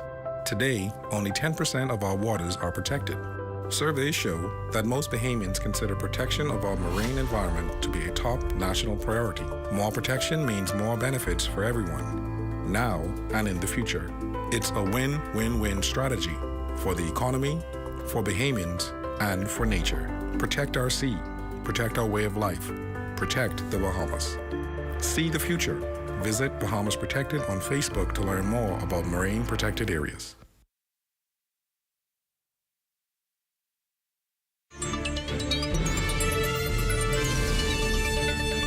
Welcome back to The Rundown. My guest is the Minister of Works and Family Island Affairs, the Honorable Clay Sweeting. We do have a wanted bulletin that's just come in, a wanted bulletin. The bulletin is for all of those contractors who are saying they are certified but are building improper homes. You are wanted. You are wanted. Certification is important. And if you can't build the home, don't build the home. Don't get somebody to sign for you and you know you can't build a home. Don't go to people and slip something in your hand and say, listen, I need my permit done. I need this thing approved. And you know you cannot build a home. Those of you out there, you know you exist. Turn yourselves in.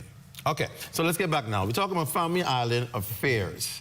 And as somebody online, welcome to the Lions Den. Those of you online, those of you on YouTube, those of you in the Facebook room. Lions Den, Bernadette Gardner says, please don't forget paving of roads in the Coral Harbor area and Carmichael Road, particularly the area heading east from Coral Harbor to Blue Hill Road. Also, sir, can the flooding in the areas mentioned and in Coral Heights East be addressed? They're on the list. They're on the list. They're on the list. So we have a database of roads because we have two staffing that paves at any given time. And so, but we understand that they're on the list of being paved with Bahamas. I think that area, what she's speaking about, is also one of the roads that needs to be raised. Right. Not only with flooding, but also raise the road to ensure that when you have that amount of water, it runs off instead of... So Bernadette Gardner, relief is in sight. Minister says they're on the list as well. And then, of course, Julius Kemp says, Minister Clay Sweeting is the right man for the job. Okay. That's a good constituent. I figured. Okay. Carol Baker, when are we going to get some good road in Long Island? Okay, so let's talk about Family Island affairs. Okay. What do we have on tap? Long Island is saying, when are we going to get some good roads? So for the first time in about 6 years, we're actually paving roads in Long Island. The Rowdy Boys have been paving there for a few months. I think they're paved up to 12 miles of road, if I'm not mistaken, in the north. So, you know, all of the islands has been neglected for a long time. Yes, yes. And, you know, we're very, very, we understand that the Family Islands need the attention that they deserve. So if you notice, I named a lot of islands that hasn't had road work paved in probably decades. And we're doing that. You know, I'm sure all of the islands want it done now, and I can understand that. But we're doing as much as we can, and we're actually spending a lot more than what former administration in regards to Family Island paving. So Carol Baker, they're paving. Actually been paving today. So the Rowdy Boys sent me photos today. They've been paving roads today. So Carol, they're paving. They're paving. Yeah. So make sure you go and find where they're at, and you can see where they're at, and work's going on. What else do we have on top for Family Islands? What do you see the biggest, as the minister responsible for Family Islands, what are the biggest needs that you're seeing across the archipelago? So with Family Islands also comes the administrators fall under that, regattas, festivals, and all of that. In regards, I think all of the Family Islands would like to see more development. Okay. With more development comes more infrastructure, comes more jobs, the economy grows, and I think Eleuthera is one of those islands that symbolizes that.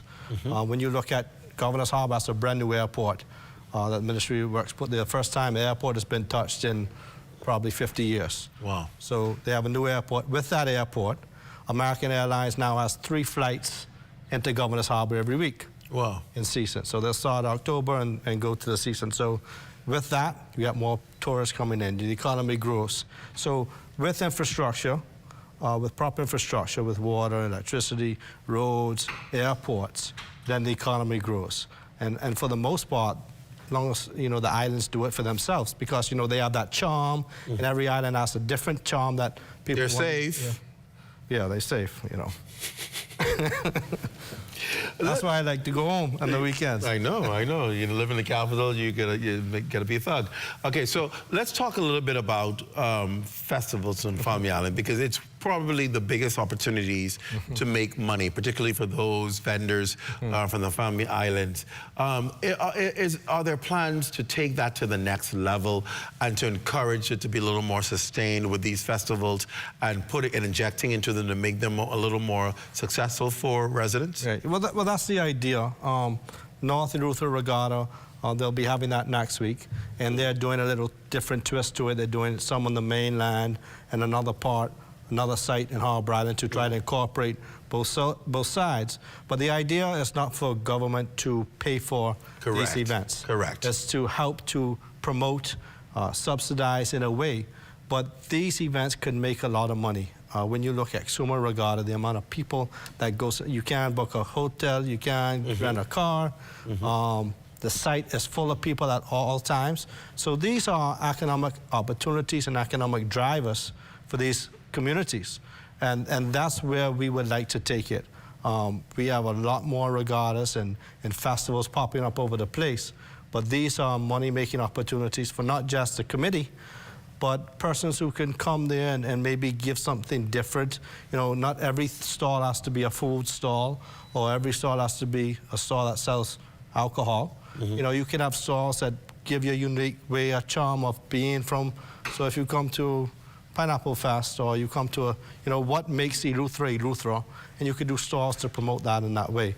And the regatta desk and the homecoming desk is helping to navigate that with these different communities.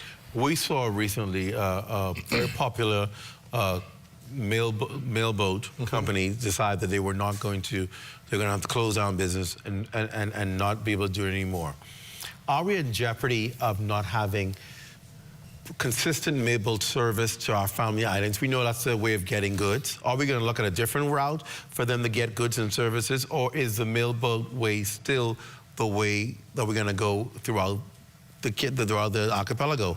And is government subsidizing this service to ensure it still remains in place to provide goods and services for the people of the family islands? So, I mean, government continues, as they have always, subsidized mailboat operators. I think we've also included 2 or 3 mailboat routes since we came in office. I think Long Island is one of them. They didn't have a mailboat for some time. Hatchet Bay was another. And I'm not sure where the other route was, but you know, mailboats is a culture for island people. It's more than just receiving freight. It's somewhere you could go and you're excited about what's coming from New Providence. You go there with your family sometimes. Boat day is an activity. You could go there and just hang out by the boat. That's a big day. But no, I think that, you know, areas where maybe persons discontinue service could also be opportunities for others. You can see how Bahamas ferries have grown into a mega company. Correct. By just providing freight services to other islands. So when some people see things as challenges, you know, I think they could be opportunities for others, especially if no vessel is going into these areas. All right, Robert, we're going to a break, but Robert Gibson says, don't forget islands down south like Crooked Island. Runway and dock facilities are well needed. We're a small island, but we deserve some help too. What do you say to those down there in Crooked Island like Robert Gibson? No, I mean, we're looking at infrastructure nationwide. I mean, we did some road works in Crooked Island as well. We got one pie and we cut in to ensure, but this is the most investment we've seen in family islands in a long time. All right, we're going to a break. When we come back, we're going to talk about the constituency that you represent. Ooh, I hear some fire under you to make some things happen. We're going to find out about that. We're going to talk a little bit about that. And then, y'all heard about the TikTok challenge? That last segment, we don't win that. So you think. Readiness versus the Ministry of Works, TikTok challenge. That's in the last segment. So stay with us. You're watching The Red Now. We're back after this.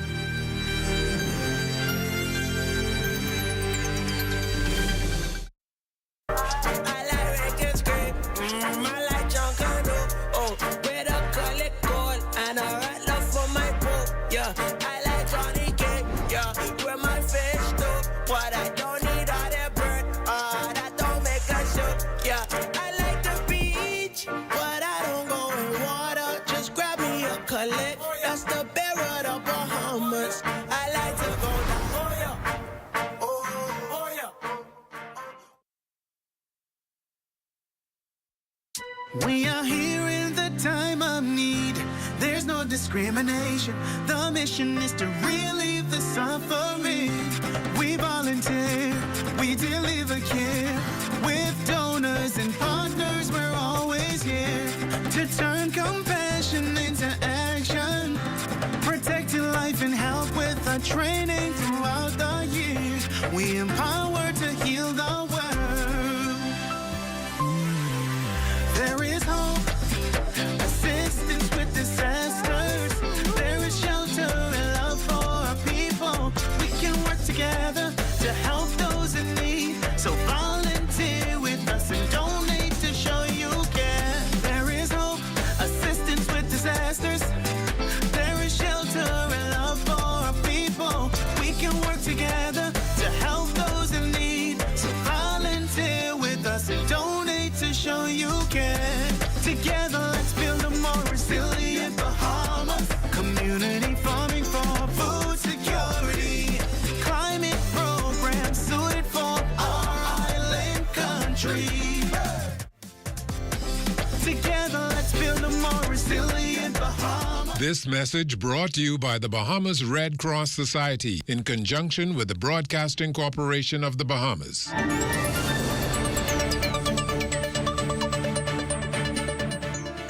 Welcome back to The Rundown, and a special good night to all of you who are joining us online, those in the Lion's Den, and of course those of you who may be on Twitter or X, as we call it, or if you're also on YouTube, we want to say special good evening to you. A couple more questions we're going to take from the Lion's Den for you, sir. Following Dorian, there's been talk of enhancing the building code. Where are we with that, and what will that look like? And how soon can we expect it? So I anticipate in about 3 to 4 months, we've been working along with the AG's office. That would be a part of the old legislation what I was speaking about earlier, where we would enhance the building code and also include some of the other amendments that need to amalgamate all the issues we have in regards to construction. So we've been working on it for a few months. We anticipate that to finalize some of that for draft form in the next 2 or 3 months. So we are working on it with the AG's office. Okay. Obviously, stronger storms are being produced. And that, in your view, requires stronger building codes? In some instances, I think the enforcement as well. Because, you know, if you look at some communities that build homes and you look at storms, you know, the devastation isn't quite extensive. But then, you know, if a storm is such massive as Dorian, you know, even though as strong as your building code, that you still, you know, could lose. You look at what just happened in Florida. Correct. You know, so I think that to a certain aspect, it can mitigate some of the issues. But when you have extreme flooding from a hurricane, 160-mile-an-hour winds, tornadoes, you can only prepare to a certain aspect. All right, let's talk about your constituency. What update can you provide to us? I know your constituency is plagued. You represent South Eleuthera, Central and South Eleuthera. Plagued as well in the north, which you've represented before, which you ran in before. Water. Water challenges, electricity challenges. Any solution to what's been happening? So we're producing permanent solutions in North, Central, and South in regards to water.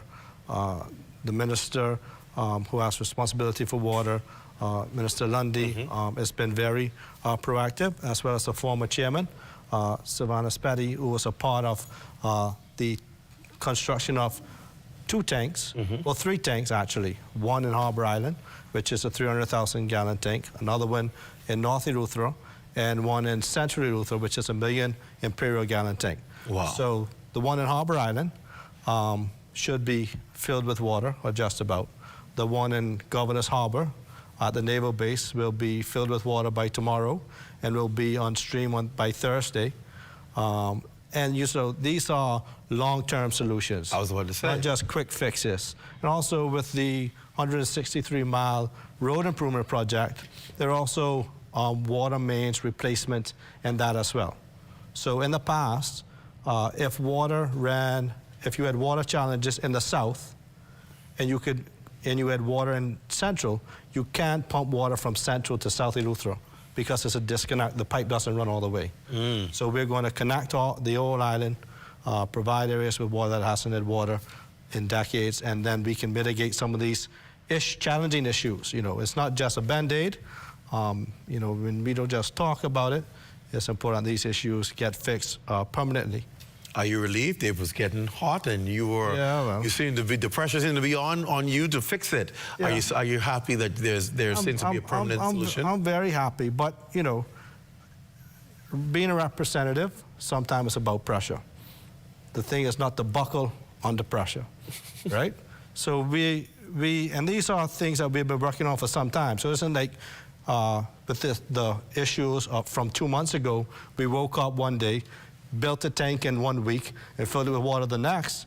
These are, you know, we knew the challenges from what the prior administration left. So we said, look, we're going to start fixing right away. So they put out for tender, purchased the tanks had to get constructed, shipped. So it took a few years, but we knew the issues and corrected them as quick as possible. Are you optimistic as well about the power, electricity power? Yeah, so we've had a lot of work done with transmission and distribution lines, which has been left for a while, the same as New Providence. And, you know, the Minister of Energy and Transport has been on the ground as well. In Harbor Island, they've had 2 engines that's been there for 6-7 years, never been connected. They brought in a team, connected them. They're about to get them on stream. They sent new generation to Rock Sound to add to the fleet of engines there. And they have new generation coming to Hatchet Bay. And that's on top of the solarization project that Cabinet approved to increase megawatts there in Hatchet Bay. So things are happening finally. Well, you know, sometimes it takes a while to get there, but what's more exciting for me, these are long-term solutions that's not just going to be fixed, and then after the election you have another issue. These are challenges that will be fixed with a long-term solution, long-term planning, very decisive. You've been partnering a lot with the roadworks and re-energizing these family islands with local companies, particularly like Bahamas Striping. People always talk about the success of Bahamas Striping from that one grant they got from the then Minister of Youth Sports, Charles Maynard, $5,000 grant, and now today they've turned it into a multi-million-dollar company. Is there a certain level of pride to see Bahamian companies, particularly run by men, do so well in the sector when we oftentimes think it requires foreign work to do it? Well, it's very exciting for me. I mean, if you look at, Bahamas Striping doing work in Eleuthera and Axuma, you look at the Simmons doing work in Andres, and you got other persons doing work in Abaco, and most of the time, currently, these are Bahamians, 100% Bahamian companies. The 7 young companies in New Providence that's doing the road works here, all Bahamian. So, I mean, we have a lot to be proud of. We have persons knocking down the door that want to get into construction industry and road work and all these other types, civils work. So for us, I'm excited. One thing I would like to see more is that more engineers. I would like to see, my vision for the Ministry of Works is to have a lot of engineers, Bahamian engineers, who play an intricate role of setting out and mapping out the plan of where we're going as a nation. Long term. Long term. And engineers, we can make a lot of money, and we have a lot of openings for engineers at the Ministry of Work. So that's one vision I would like to see, not just in the private sector, but persons who want to be a part of nation building. We'd love to hire them. You heard it again? A government ministry says it has lots of openings, but you hear where it is? In engineering. So you have to be able to be an engineer. That requires some level of skill. That ain't something you could call your MP4. That ain't something you could sign in a contract right now. You have to have skill. All right, just so that you know that. All right, so what you were talking about updating us on your constituency. What about repairs to the Harbor Island dock? Yeah, so we're scoping that, and we also have an engineer working on the new dock. So it's more than just repairing the current dock there, because the reality is the island has outgrown the capacity of that dock. So we have a private engineering firm that's completing the renderings for the new commercial dock. That would probably run into the tune of probably $10 million to build the dock, dredge out the area. So we already know the location of where it would go, and we're finalizing that, and once it's approved by finance, we can move forward with the new commercial dock and then repair the current one. Your ministry is known for, obviously, because of the scope of works it has to issue a number of contracts and so forth. But people always say these contracts are politically motivated and given to people in the parties. Does that make any sense at the end of the day if you give contracts to people who don't have the skill to do the work? Does it make any sense? And what is it that you're trying to achieve in Ministry of Works in issuing contracts? Right. Clint, I think maybe in the past we've had those issues. But for us, we need the work done. We need it on time, within budget, and proper construction done. The challenge that we have sometimes is that persons don't want to go on the portal and bid. We've just put out a few tenders the other day, and very few persons bid on these works. You have the same people bid all the time. So I encourage Bahamian contractors to get registered on the bonfire, to bid for these works, because there's a lot of work that goes out that persons don't bid on. It be the same contractors all the time, and then you'll have a complaint saying the same people getting all the work. But the minister doesn't issue contracts. Say it again, right in this camera. The minister doesn't issue contracts. We put the scope of works online. If they need some advice and want to reach out to me on how to go about it, I have no issue with that. But nationwide we're doing this, and family islanders need to get involved too. So sometimes now how the legislation is made up in regards to procurement, this has to be done.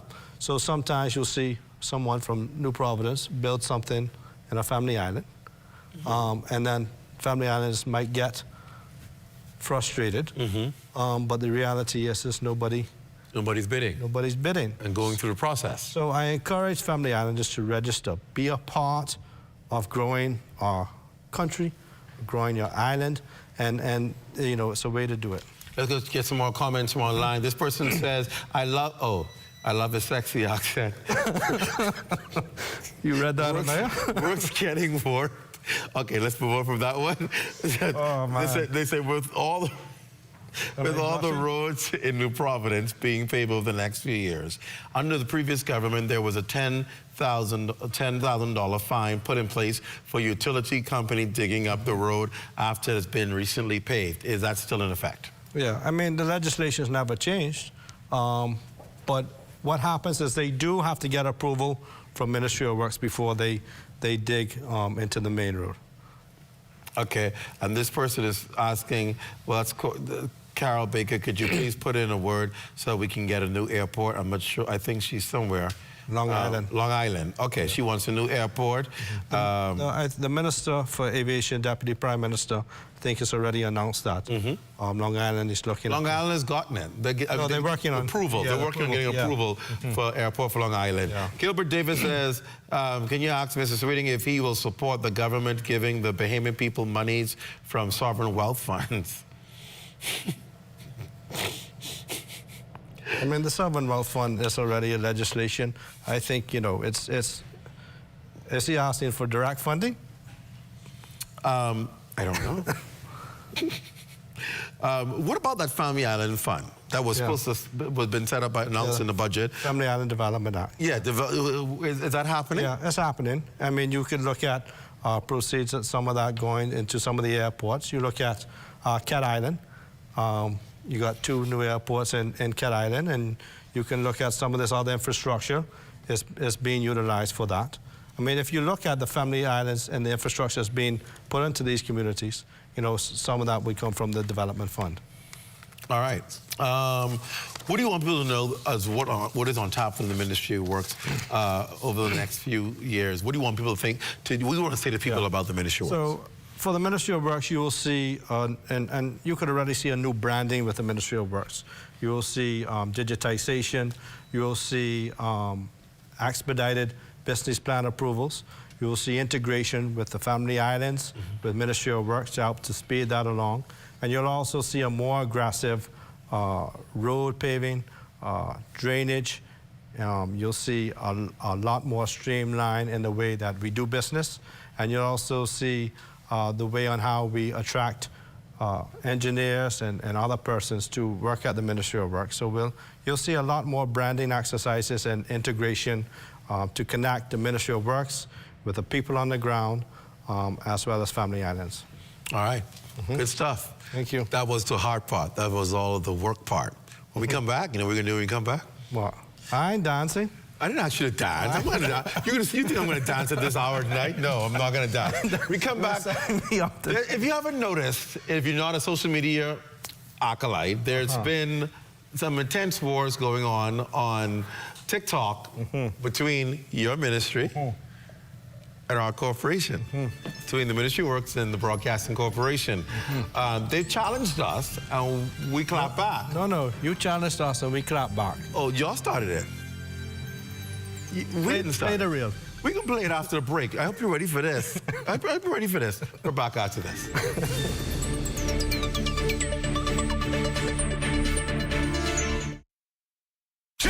JMC TCI and Sunset Village Fish Fry present I'm a Boatman, featuring KB and Fred, D-Mac, Tino D, Nishi Ellis, Sweet Emily, Wilfred Sullivan, Funky D, DVS, Veronica Bishop, Papa Smurf, Sherrod Taylor, Lil Joe Cartwright, Mama D, Colin McDonough, Chad Cully and the VIP, and from Turks Island, the Proficient Band, and host Super P. There'll also be performances by The Swinger and the Platinum Nights Junkanoo Group. Sunday, October 13th at Sunset Village Fish Fry, 8 Mile Rock. Pod sponsored by the Ministry of Grand Bahama and the Ministry of Tourism.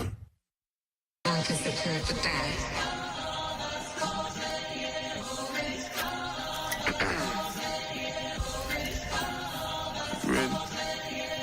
Keep the bad king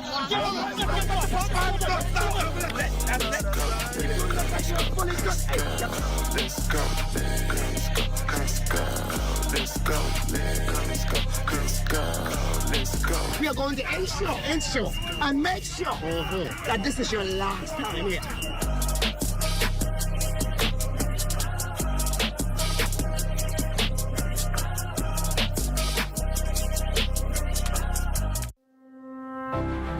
This year, 11 schools go head-to-head in the Battle of the Brains 2024. Witness the excitement as young minds compete in math, physics, chemistry, and biology. Watch this new episode of Battle of the Brains, powered by GB Power.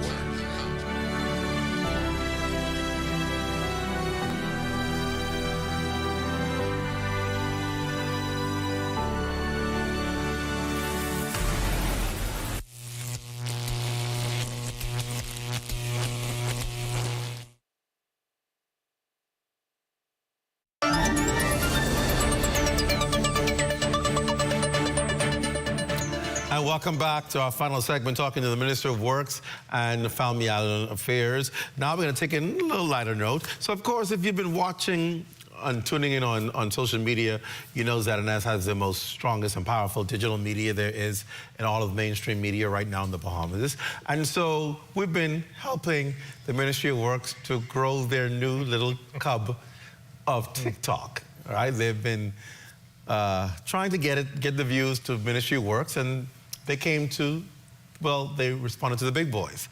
And here's what happens when you respond to ZNS. You end up getting the kind of views that ZNS has. So, Minister, you went from nothing on digital, right, and TikTok. You had no viewers, right? Yeah, man. How many viewers you had? What, viewers or? When you first started, yeah. Per video? The first video? When you first started. I'm not talking about the videos. I'm talking about on your regular TikTok page before you started engaging with ZNS. The first video that we had, I had 150,000 views. No, I'm not talking about the video on ZNS. I'm talking about when you first had the TikTok account. You mean the video? Oh, the video you did. Watch My Boss or something like that. Oh, Watch My Boss thing, something yeah. like that. Watch My Boss thing. Okay, so obviously, okay, so what I'm trying to say is we know that you followed our pattern of doing TikToks. That's how you did the Watch My Boss thing. Y'all still went to our page and saw what we were doing. No. Yes. Yes. Check the dates. Anyway, we issued them a challenge, and we clapped back. And they clapped back, right? Disrespectful. So, so we went ahead and we did another video. Since they clapped back at us, we did another video, and this is what our video. After they clapped back, people started saying, "Oh, ZNS, they disrespecting y'all. They disrespecting y'all. Y'all have to do something." So after they clapped back and they were being so disrespectful to the national network, and absolutely nobody disses the national network. This is what we clap back with. Take a look. Opal, I've seen the Ministry of Works clap back to our dance challenge. Deal with it today. Okay. Tanya, the boss said to deal with that situation. Say no more. Makushla, in 3, 2, 1, let's go. Well, on Wednesday, we threw out a dance challenge to the Ministry of Works. They accepted at precisely 1:35 p.m. Thursday. To that, though, we hit them with this. Let's be real. This was only supposed to be a dance challenge. But y'all wanted to get disrespectful. We have something for y'all.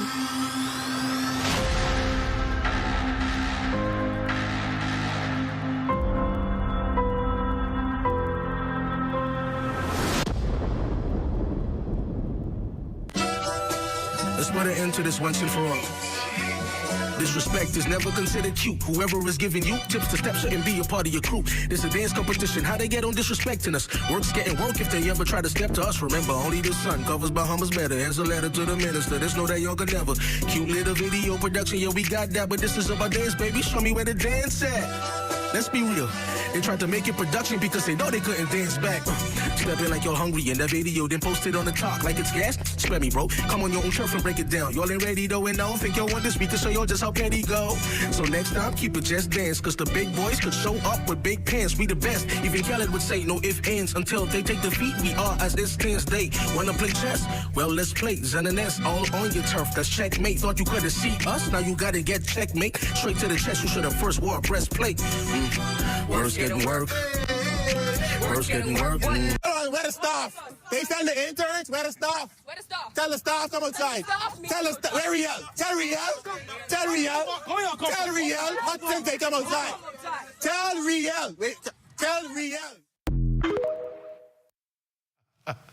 So Works is getting worked, and of course Works. Of course that video alone had 307,000 views. Yeah. So you're welcome. The Ministry of Works, of course, said they wanted to clap back at ZNS, and this is how they responded. Take a look. Only the sun covers the Bahamas. Ooh, thunder and lightning. They didn't say why we didn't dance inside our video. We don't half-step, and we don't two-step, and we don't dilly-dally. We just do work, you see? If they was here today, what I would tell them is, you could get this work.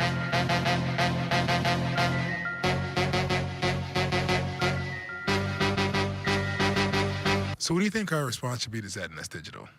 You gotta hawk tour and spit on that thing. Tour. You can get this work. Tell Riel, Hudson, they come outside. Someone called for the big dog.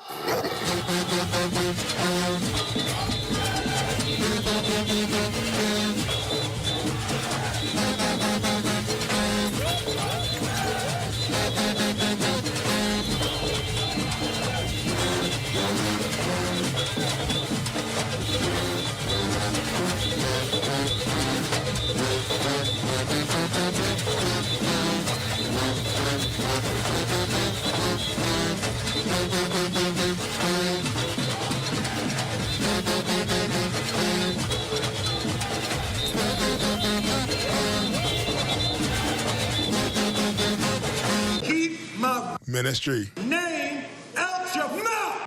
They wasn't perfect, you know. They been dancing on TikTok for March and they still can't get it right. Only the sun covers the Bahamas. Ooh, thunder and lightning. So we got a couple minutes left.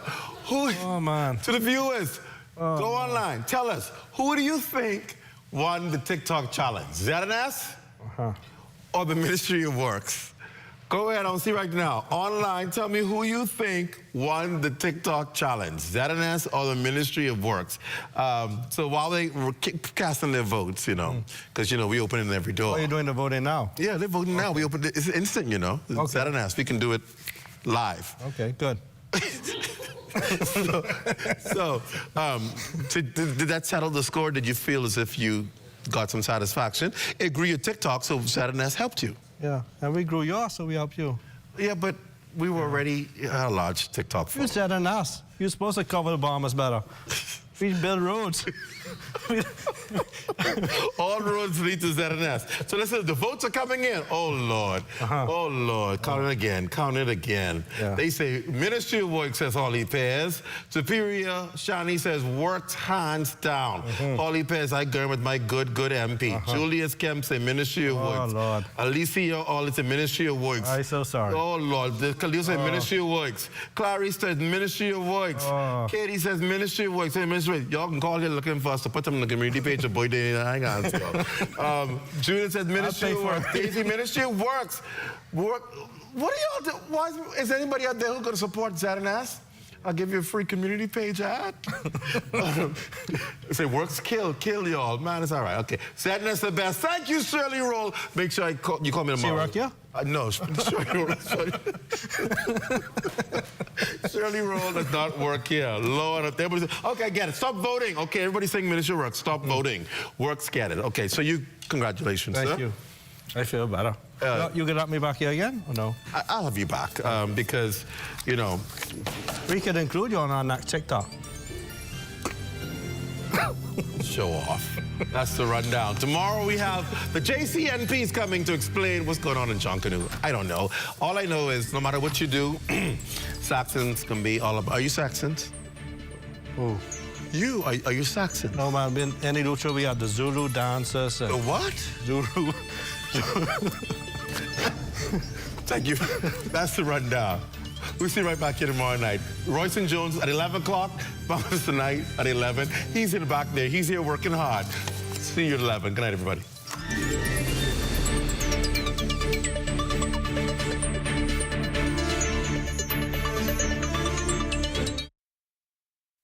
At the Broadcasting Corporation of the Bahamas, I'm Clint Watson, and this is ZNS.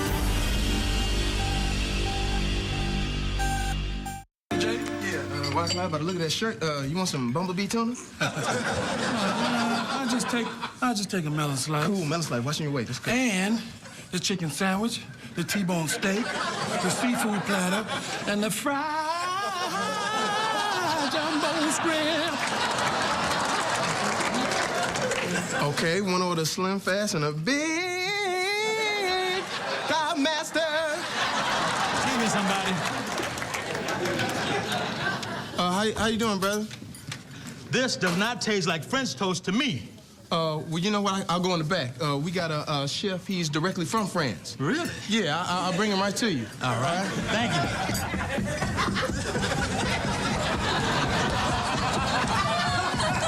Yo, Pierre, you want to come out here?